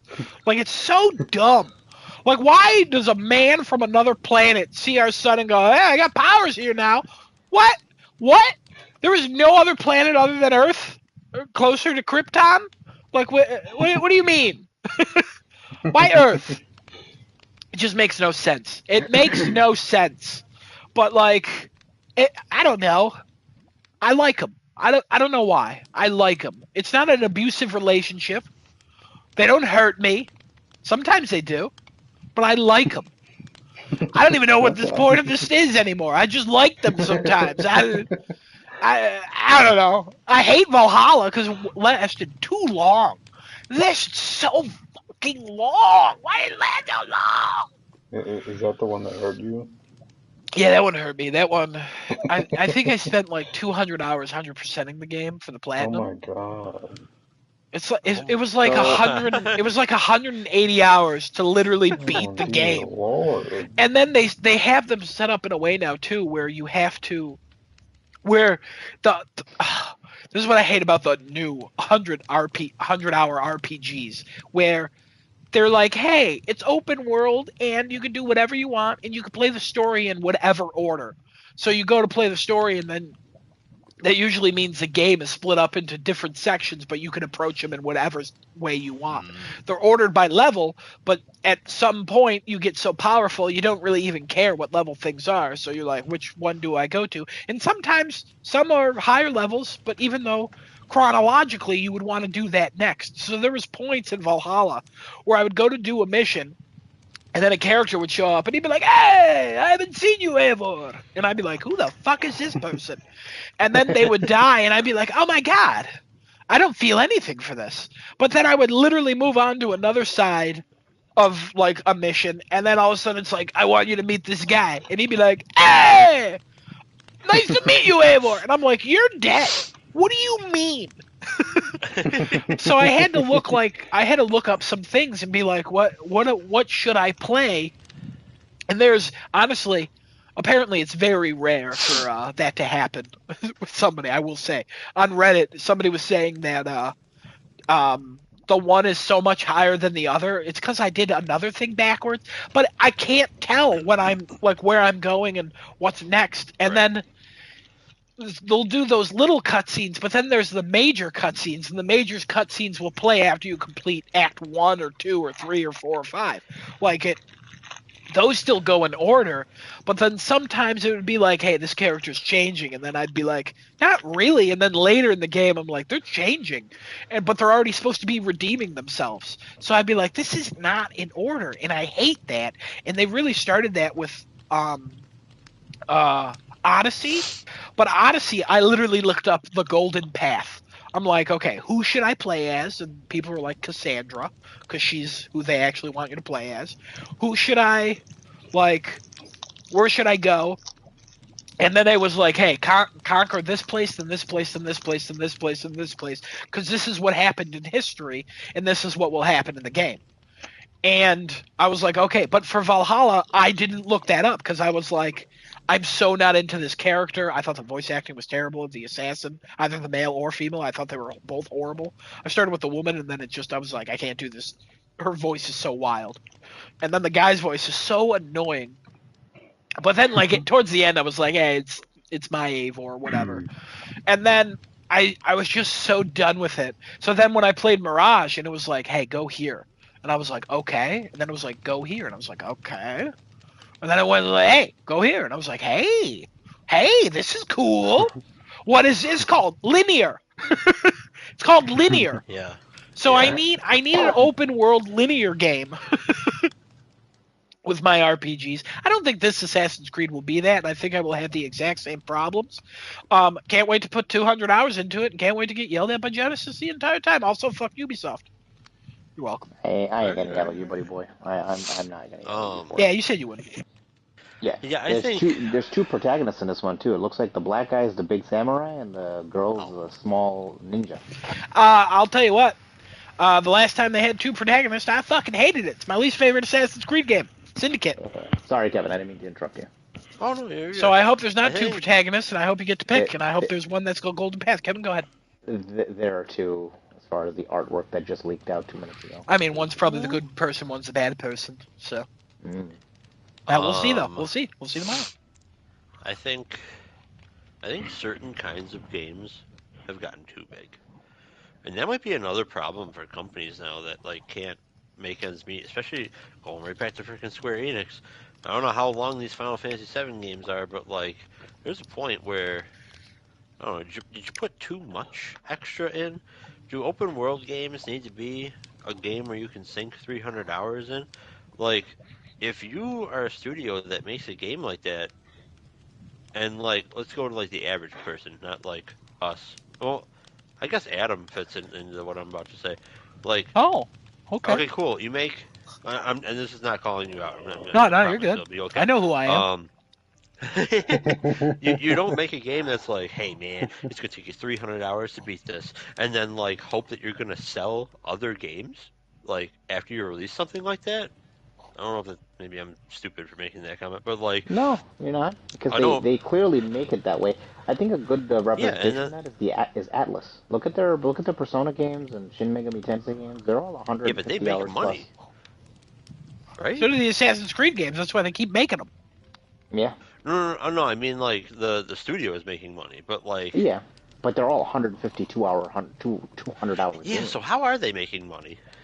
But Atlas releases other things in Japan only, right? Because we haven't had a Persona sequel since 5, which was 2007. Oh, do they make other things? Like they make one big release and they make a whole bunch of other stuff? I honestly don't know what Atlas makes. The only games I know are Catherine. Persona. Well, Catherine was okay, so the thing with them is that they make games, but they'll make the complete or remake versions of those games years later for people to play. So, like, their new game, Metaphor, is going to be coming in October. That's their brand new title that they've made. And the last brand new quotations I'm saying title that they've made before that was the Shin Megami Tensei 5, which was only on the Switch, which is now coming to all consoles. And then before that those was games, okay. Persona 5, Unicorn and then before Overlord. Yep, Unicorn Overlord was another big one. I think that's a new IP. That's out. Yeah, that's been fucking selling like fucking crazy. Well, yeah, that's because the Final Fantasy Tactics developer was like, play this. And also before that they made Persona 5, and then before that they made Catherine. Soul Hacker. Catherine, there's a rumor that Catherine's gonna get remade and put on PC now because it never came out for PC. There's a rumor that there's a spin-off game coming with the Persona 3, 4, 5 characters. And then Persona 6 will be made sometime for next year. So the way they make money is they just keep using the same games that they've been doing and just kind of putting out niche, smaller titles. But their big titles are the 150, 200-hour plus games every time. Like, you cannot play Persona or Shin Megami Tensei without thinking... is then destroyed by Atlas. But, like, my whole thing was going to be, like, not everybody They're one of the buys... few. This is why I called out Adam. Adam usually buys, like, his game. Maybe he buys 2 games.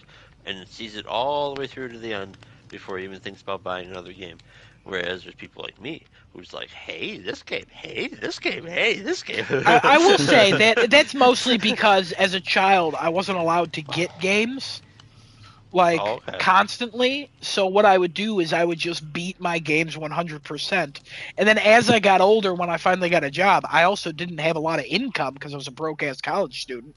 So I would, in order to reward myself for buying a new game, if I 100%ed it or got a platinum, that meant I could drop another 60 on a game. That's why That's why I always loved platinuming, because it's like, hey, you beat this, you liked it so much, you proved you liked it so much. Now you can reward yourself and get another one. I will say over the last few years, I've kind of am okay with not always getting the platinum. Like Red Dead 2, I accepted I wouldn't ever get that before I bought it. Like, there's certain games where I'm okay with it, but Did you get that? I didn't get the platinum for it. I had to do all the online stuff. I 100%ed all the storyline, though, remember? Oh. That's another 200 hours. But, Kevin, I will say, your original thing about, like, games are too big, yeah, they are. It's called bloat. And that's what people have been complaining about open-world games for about 15 years now, it seems. It's probably more like 10. Okay. It was around when The Witcher 3 came out, people started to complain about that, I Yes. think. Witcher 3 was like the first one where people were like, hey, I would consider this bloat, but at the same time, a lot of the story quests are great. But there's still a lot where it's like there's too much in here. I don't have this kind of time, but I will say I am the exception, because I've always said my perfect game is if they made a Horizon game and said that it was 1,000 hours, I would be like, fuck yeah, here we go.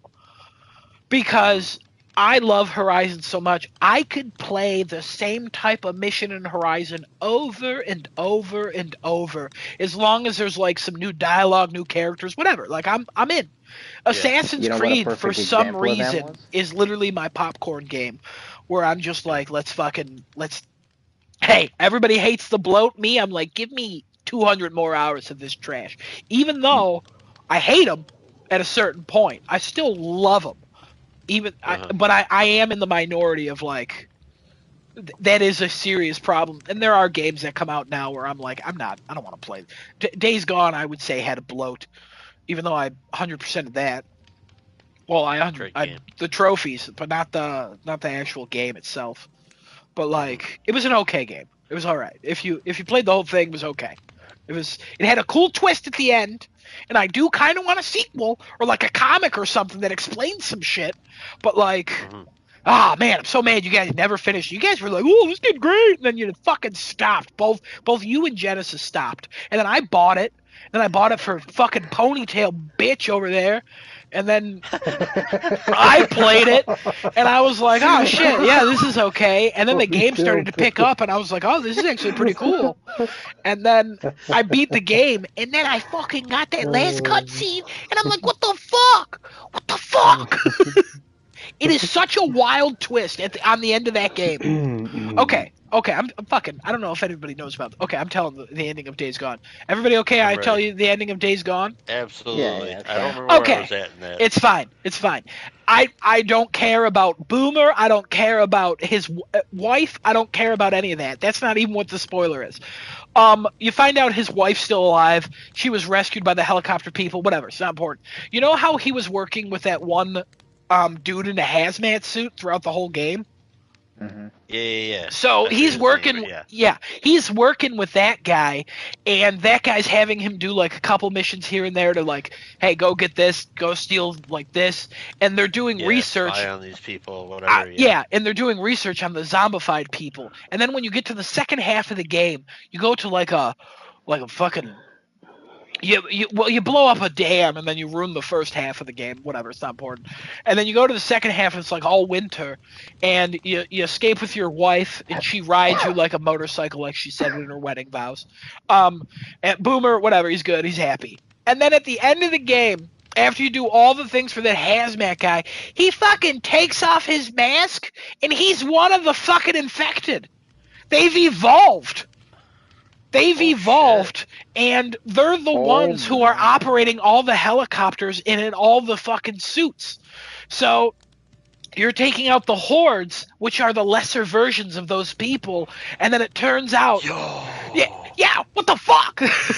It is totally worth watching. It's totally worth watching that cutscene because it's like it split off into two separate infections, and it is fucking wild. It is because Deacon Saint John is still the stupidest character name in the history of the universe. Is like, excuse me, what the fuck? Like, he sees his face, he's like, what the fuck? And then the guy says like some cryptic shit, and he's like, well, see ya. And I'm like, what? Huh? Like, what the fuck? What a fucking twist. Nobody would have fucking saw that coming. It's absolutely wild. It is the most wild twist to such a subpar game I've ever played in my entire life. It's literally like... It's like if you watched a Transformers movie and at the end, like, fucking John F. Kennedy, the real life John F. Kennedy, popped out and was like, I've been hiding here the whole time. It's like, what? Like, hey guys, Cybertron's real. This is I was like, it was absolutely wild. That is, the rest of the game, it's subpar. It's absolutely subpar. The critical reception it got and everything, absolutely deserved. Such a mediocre game worth $30 at most. That example you talked about earlier, where you could play the same mission of 1,000 hours and just to get different dialogue, you already lived that out in God of War Valhalla. So Valhalla, I was thinking about going back to. yeah, you lived that out in Valhalla. That was I will say the other life right there. I think Saturday, I was thinking, I'm like, what if I do like a spear run, but I try to get like just all throwing done. I've done that before, and it just, I don't know, it doesn't feel right. It just doesn't feel something about it. I don't know, whatever. It's not boring. Love Valhalla. Yeah. But I just, bloating games is bad, but for some reason, honestly, if they dropped a bunch of assassination missions over and over, like if anybody, kind of, but okay, with the mechanics of those games, like you remember, everybody here played GTA 4, right? Yeah. No. I haven't beaten it, but Kevin, you've probably watched enough GTA 4. Okay. No, sorry. I've played the game. I've not played the game. Want to know something really funny? I played GTA 4 on my Xbox 360 back in the day when I was sick, and I beat it in like 23 hours, and I got an achievement for beating it in under 30 hours. And I was like, I had no idea that was a thing. I just didn't want to drive everywhere because I hated the driving, so I took taxis everywhere. So then when I saw like the how to get like the 1,000 achievement, a lot of people were so fucking mad that they had to replay the game and beat it in under 30 hours, and they're like, how the fuck do you do this? And I was like, I can't believe that I did this. I just thought it was really funny that 90% of the world was struggling with that, and I was like, I did it by accident because I was sick. I literally played it at one sitting. But in GTA 4 and in GTA 5, in every GTA game, there's usually missions to do assassinations, where you pick up a telephone or like a payphone, and they go, hey, I'll give you $10,000 if you kill this guy. In GTA 4, they had like 4 or 5 of these, and they were so fucking good. Because I would literally like get dressed like a hitman. I would and then it'd be like, hey, go here. Like, there's one where you take this one guy on a date, and then you're supposed to kill him. You can kill him in the middle of the date. You can kill him after the date. You can take him up to a rooftop. You can throw him off. You can do whatever the fuck you want to kill this guy. And I just thought it was so much fun that I just kept saving and going back and doing it over and over. Not just that mission, all of them. But if they did like assassinate missions in Assassin's Creed, I would love that. They did do them in Mirage, but I hated them in Mirage because if you went through and completed one, you got rewarded for it. If you went through and you failed it, you had to start it over, but all the things you used were used up. So you had to quit out of the mission, and then you had to go rebuy all your shit and then come back in. And I was like, I'm not doing this. Fuck this. No, fuck that. So I just found that really annoying. I don't know if it was like a save issue, because I saw some people saying they weren't having that issue, but like, whatever. The game was buggy as shit. I love, like, there's so many, like, every time you do a side mission in Horizon Forbidden West, if they kept pumping those out, if they were like $1.99 subscription, you get 5 new missions. I'd be like, fuck yeah, I'm in. I'd play that I'd play it every day. So they're going to be doing an expansion pass for this game, which is going to be $40. It's 3 expansions. That's not worth it. That's why. And then they're going to be doing battle passes for this game, which are going to be $15 each and offer cosmetics only. Yeah, that's I get my cosmetics through the Ubisoft store with your face as an egg. The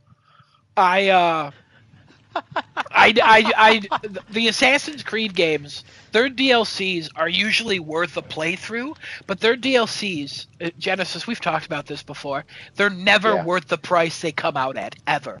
No. Every time they put out a DLC, they charge 50 to 75% more than it should cost. Yeah, remember AC2's DLC for the missing fucking chapters? Yeah, 14 and 15 or 13 and 14 or whatever the fuck it was. Oh my god, and they were, $20 a chapter? Yeah, and they were, 30 to 45 minutes, if that? Yep. Like, the DLC for Valhalla, it is, the first one, 2 hours long, and it comes with a bunch of random missions that really add nothing to the game. But the main story part, 2 hours. And I bought it for $10 and it came out for $40. And I was like, I'm not paying that. So I ended up getting like the first season pass for like $10 and getting like a bunch of other random shit. So I played that one, but then the actual Valhalla part of Assassin's Creed Valhalla, where Ragnarok or whatever, still have not bought that, because every time that DLC goes on sale, it goes on sale for 30 or 20. And I refuse to pay more than 10 for it. So I will one day play it. So that means that's why Valhalla's still installed. But like, it's just Ubisoft has never known how to price their DLC. And I can't imagine anybody buys their DLC as much as they do. Also, Ubisoft has a huge issue where I've talked about this before, where when their games come out, when people review them, they give them booster codes to get like XP to build up faster, so it's easier to level up and progress through the game normally. But they don't do that to people who just buy the game normally. It takes a longer time to progress. That's why you have to. For me, I usually don't have it scale the enemies, because if they scale the enemies, they always scale them by like 10, and I'm like, I can't fight anyone, so I literally have to grind one area for 2 hours. And I'm like, this is not the way I want to play. I want to run around this whole world in a grind for like hundreds of hours, not one area for 2 hours, the other area for another 2 hours. Like, I don't want to do that. Yeah. So there's good bloat and bad bloat, in my opinion, but most of the time games, they're too big. Most games don't need to be as big as they are. There we go. There we go. Yeah. Good discussions. Okay. Anything else on Assassin's Creed for this discussion here? Okay. Any other gaming topics we want to chime in on before we officially sign out here? There was, I don't know if it was official. I don't think it is. Pretty sure it's just people talking. I've seen a lot of talk about Xbox, because people are still getting over whatever the fuck happened last week or whatever. Yeah, I don't remember anymore. lady. Sarah Bond, right? Sure. The lady head of I Game forget. Pass lady. Yeah, I think so. Is she the one who like she got asked a question and she never actually answers the Yeah, question? I will say she's not in charge of the questions she was asked, like the Okay. layoffs at Bethesda and stuff. Somebody asked her about the layoffs at Bethesda and how Xbox is doing something to like make the developers feel safe, even though there's rumors that they're going to lay off more and like whatever. There's Yeah, heavy rumors that yeah, they're yeah, gonna yeah. be laying off more. Very, very, very, very, very, very, very heavy rumors that they're going to lay off more. And she, Lay me for off, damn some reason, Microsoft. for some reason, now this is why people need publicists or PR, because for some reason she had not an answer for it literally at all. It's like she wasn't even expecting to get this question Yep. asked at all, and she responded in the most like roundabout way, or for our Canadian listeners, roundabout, in the most Thank roundabout. you. Thank you. If you say a boot, you got to say ruined. But if she responded in the weirdest way, talking about something that had nothing to do with them at all. So everybody was criticizing her, and then also people were criticizing her because they're racist and sexist, whatever. Everything got lost then. Then it turned into all of that. But that's welcome to Twitter. But people, X. no, people were saying the internet. I saw they whisper to Genesis. I read what they whisper, and they were saying like Game Pass has to change based on the financials that came out because Xbox is not selling a lot of consoles and Game Pass isn't growing. So there's now speculation that Game Pass will not only increase in price, stop with day and date releases, which I doubt, and then one that I saw that I don't think I've ever considered, I don't think anybody here has ever considered, a new price model that does not include the day and date releases, but only includes everything else. And I What? thought, wow, that's a crazy way to sell Game Pass. Do you That's understand what they meant by No. that? So you know no. how Game Pass is like, hey, you get all Xbox games day one, and you get like some third party deals. The games that are new day one.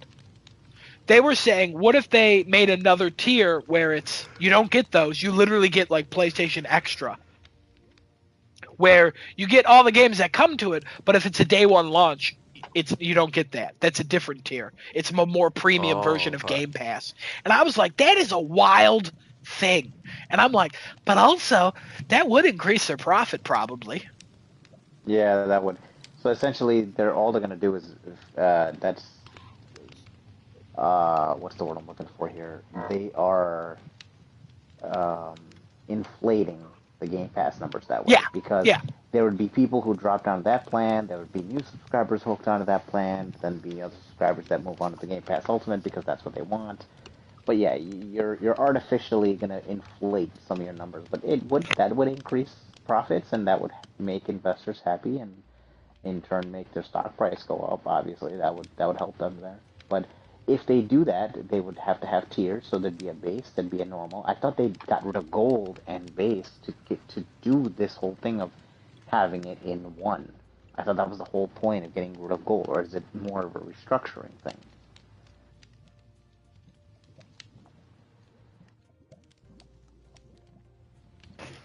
I think it was more of a restructuring thing, but also they had that other tier where you only get like 30 games Did that instead of gold. ever get done, or is that like a real thing still, or Yeah, that's a real thing. what Where is you that get like called? Xbox Game Pass Core? something like that. Yeah, I think it is. I think it's like 25 Okay. games or something like that. Okay. And I'm like, yeah, I don't see why they wouldn't add more tiers to Game Pass. I Yeah, can it's also weird, see them artificially. increasing the price. That's the one. That's the only real way they're gonna get more profit out of it is if they increase the price. So they'll have to make another tier and then actually increase the price for the tiers, and that's how they would actually gain more profit while also artificially inflating the numbers. the only way to do it. Unless you want to lay off more people. You can lay off another studio. That's another way.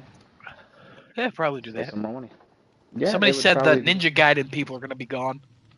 Yeah, sounds like it. Sounds like some of the smaller studios that just No. have not done anything in the past. I don't know. I saw people speculating that Double Fine would be gone.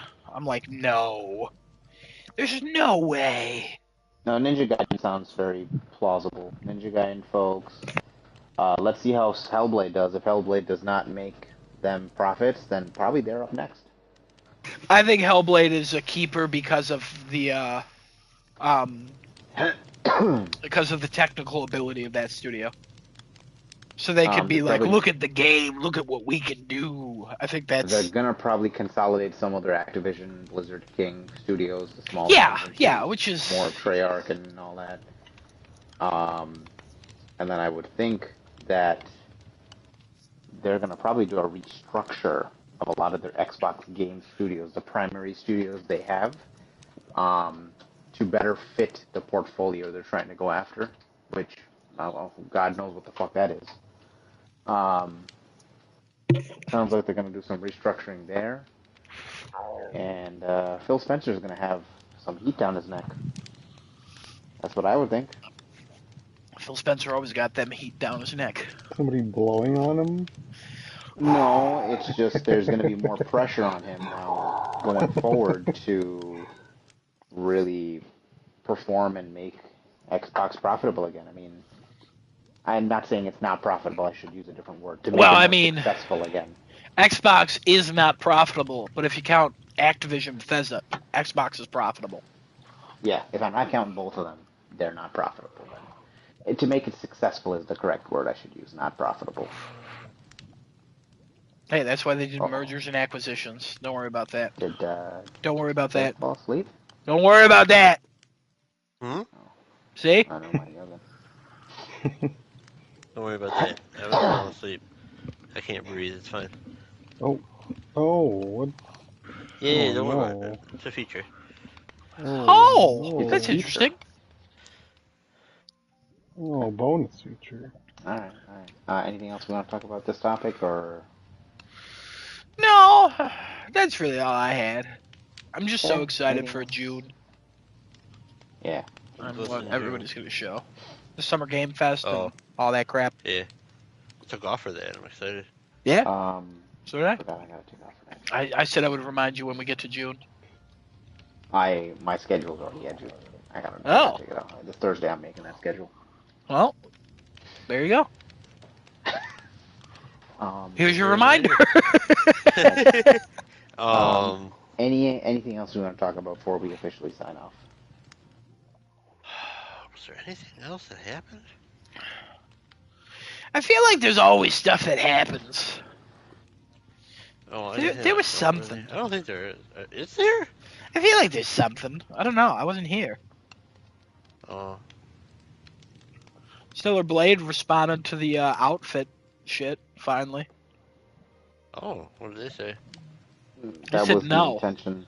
Yeah, they were going to do it anyways, and it's the final details and the final touches. It's not a conspiracy theory. Move on. Yep. Helldivers 2 still delisted in every area where PSN's not allowed. Yeah. Mark Hamill unretired from the Joker again. That got some name. Some name? What? What? That got some news. They got some news for Helldivers 2. Apparently, the community is trying to make themselves very loud and clear that rapid war bonds are not what we want. We'd rather have more time in between war bonds and have more quality weapons developed, as opposed to, oh, cool, so these things came out, but like they either blow everything else out of the water or can't compete with what's already in the game. Yeah, I agree. There you go. I agree. Phantom Blade Zero apparently is going to be at the showcase, which I do want to see more of that. Definitely want to see more of Phantom Blade Zero, see how that's changed and how that's coming along. A bunch of Resident Evil rumors. Metal Gear Solid? No. Phantom Blade Zero was that samurai game that we saw at the one where you were like, it looks real jank. Isn't that Rise of the Ronin? Nope, Oh, different samurai game. Okay. different one. Different one. Way darker. This one looks way darker. More Like Resident Evil rumors. visually Like or racist? no, well, I mean, I don't know. Maybe. More Resident Evil rumors as Resident Evil 9 apparently is going to be in January 2025. Resident Evil. Fucking that wild rumor, Kevin. Kevin, how could we forget the Lego Horizon rumor? Oh, yeah. How about that one? That one's wild because it's from Tom Henderson, who's usually on point and absolutely correct. How does that make you feel, knowing that I'll tell you what. advanced? I will say. Did anybody read the article I sent? No. I don't. Great. Know. His quote is, from what I know, there's a Lego Horizon trailer that's ready to go. So that doesn't mean that it is a game. It could be another set. Yeah, But then, product line. yes, but then in the comments of that article are people being like, wouldn't it be cool if there was a Lego PlayStation game? Like if all PlayStation IP were in that? And I'm like, ooh, hell yeah, that'd be fun. That'd be kind of cool. Yeah. Genesis, I'm sorry if that happens. But Okay. I'd play a fucking. Either way, I'm nervous for my wallet. Legos are expensive. Right. I just bought my sister the Starry Night Lego. That was like $150. that's what I was gonna say. Yeah. You get like one of the high quality Lego sets though. I know. There's Nice.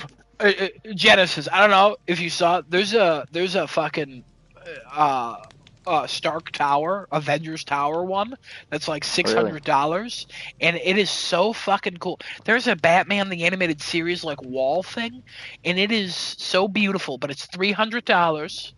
So, not buying that. There's a lot. There's so a lot of many. Legos There's out also there the that are real the good. 89 Bat Cave now that's $300. I'm like, I don't love that Bat Cave. So There's like I'm a not Hogwarts tempted. castle. It's like I've saw $600 and something like 18,000 pieces or something stupid shit. Like yeah.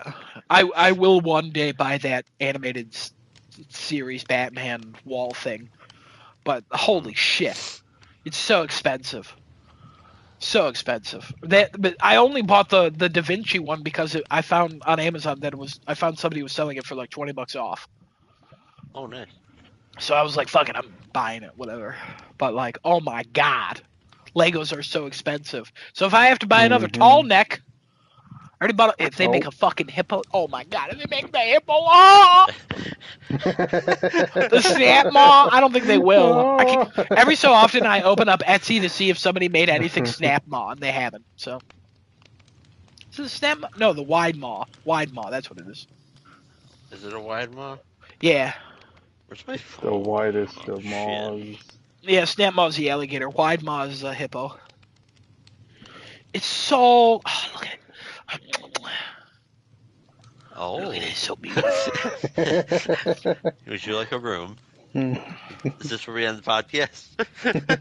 Man, if I could make a fucking, if somebody, I bet somebody's made a fucking thing so you could 3D print these. Is this worth buying a $500 3D printer? No. Will I? Maybe. With the status of some of these games for Xbox, it's real crazy to see how people these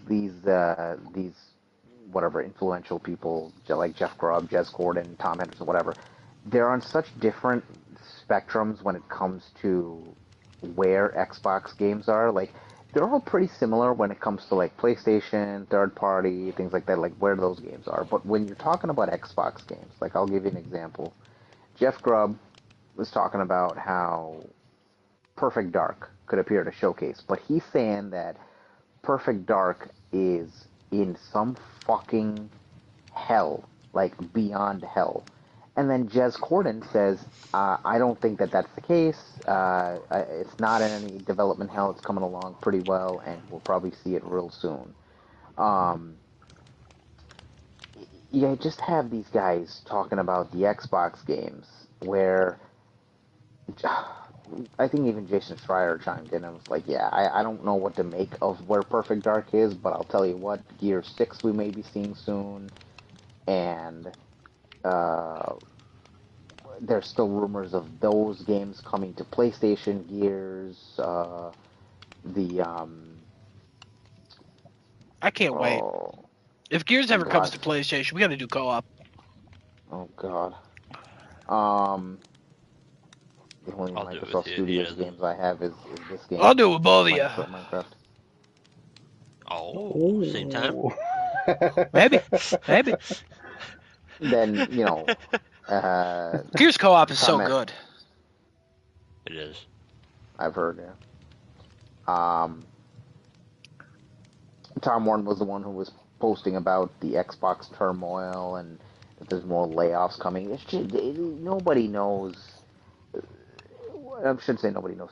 Nobody is on the same page when it comes to Xbox of like, are they good? Are they bad? Are they dying? Are they okay? Are they alive? Where are all their games? Nobody knows. Somebody knows. I don't know They're what's dying going in a on. way that they have already acknowledged that they're dying. They're dying in a way. They're also dying in a way where they refuse to accept that's death. So, It's crazy. Yeah, Jez Corden says, "Oh, State of Decay 3 is coming. We'll see that as well. Perfect Dark and Gear 6, and then something else we'll see." can I Showcase say for- something? It's not really related, and it's a little bit offensive. Jez Corden sounds like the most inappropriate name I've ever heard in my entire life. Jez Corden just sounds like somebody nicknamed their splooge. You know what I mean? Like, no offense to the guy. Like, he's great. He's a wonderful like Windows and Xbox reporter. But like Jez Corden, Jez is a bad name, and I just want to throw that out there. I'm sorry, Jez, that your name is Jez. It also sounds like someone who's like. I'm not Genesis, I promise. Sounds like somebody who's transitioning from like a female to a male, and they're like, a cool guy name is Jez, and I'm like, no, it's shit. not. You know what I mean? Like, it just sounds fake. I promise. It just sounds. It's bad. It's bad. It sounds like an Australian Marmite like knockoff brand called Jez Corden, and I just like. Or like a Gordon Fisherman brand knockoff, Jez Corden. Like, it just sounds, or even like somebody really fucked up Jeff Gordon's name, like the NASCAR driver. I just every time we say it, I'm thrown off. I'm thrown off again. Wonderful reporter, wonderful person. not Follow him on Genesis. Twitter. Wonderful person he seems. I don't know him like that, but like his name, I got problems. I like how you have to emphasize that. I'm like, oh, well, I don't want to. I mean, it's quite mean what I'm saying about his name. I know. It's a great I would name. I'm probably- sure people would like it, but it makes I'd me probably think say of the same other shit. things. It makes me think of other things. It's okay. My name's Jax. Like it. Okay, cool. All right, what else we got, boys? Mortal Anything Kombat. else? Yeah. That's it for this week. What? Alrighty. No, what a got it. world today, Kevin. No, fuck that. That segment's probably over. Forever? I don't know. Why? What I don't like happened? it. What? What happened? I Like don't what a know. world. I'm not a fan. I'm not a fan. What? Since when? Next week, What join us for world? What in the World Happened to What a World. All right, well, that does it for tonight's episode. We'll catch you guys next week, same time, same place. We will try and have something if there's a PlayStation showcase anytime soon. Yeah, we This said week, we'll next do week, and the that. week after. Yeah. Also, And, New Jeopardy, end of the month, remember? Kevin said he would. Yeah. Yep. Yep. Ah. It's basically ready. Yeah. Wow. We'll probably end Again, up doing thank game Emily. scores. Thank you, Emily. Probably next week we'll do game scores. Since we're gonna have to do Jeopardy the last week, so there's that. And Get ready, yeah. June's gonna suck with game scores. Oh boy. Only because Why? every June they pump out the shows go, and we're releasing this game now, and then by the end of June we didn't rate like 7 games that would have changed the game entirely. It fucking fucks us over every year. Yeah. Also, June's a very quiet month, I think, so far. Yeah, it is. Well, could change. Could All right. change. Well, that about does it for us for this episode. We'll see you guys next week. Twitch.tv/craftingachat. YouTube.com/starting too late with 2 R's. Tune in every Tuesday at 10:30 p.m. to see us talking about gaming shit and, Jez Corden. We'll see you guys next time, and take care, everybody. Don't name The your kids thing we do Jez. in our toilet. Wow. We're only allowed to say Jez Corden after 11 p.m. to make sure all the kids have gone to sleep. Broadcast television rules for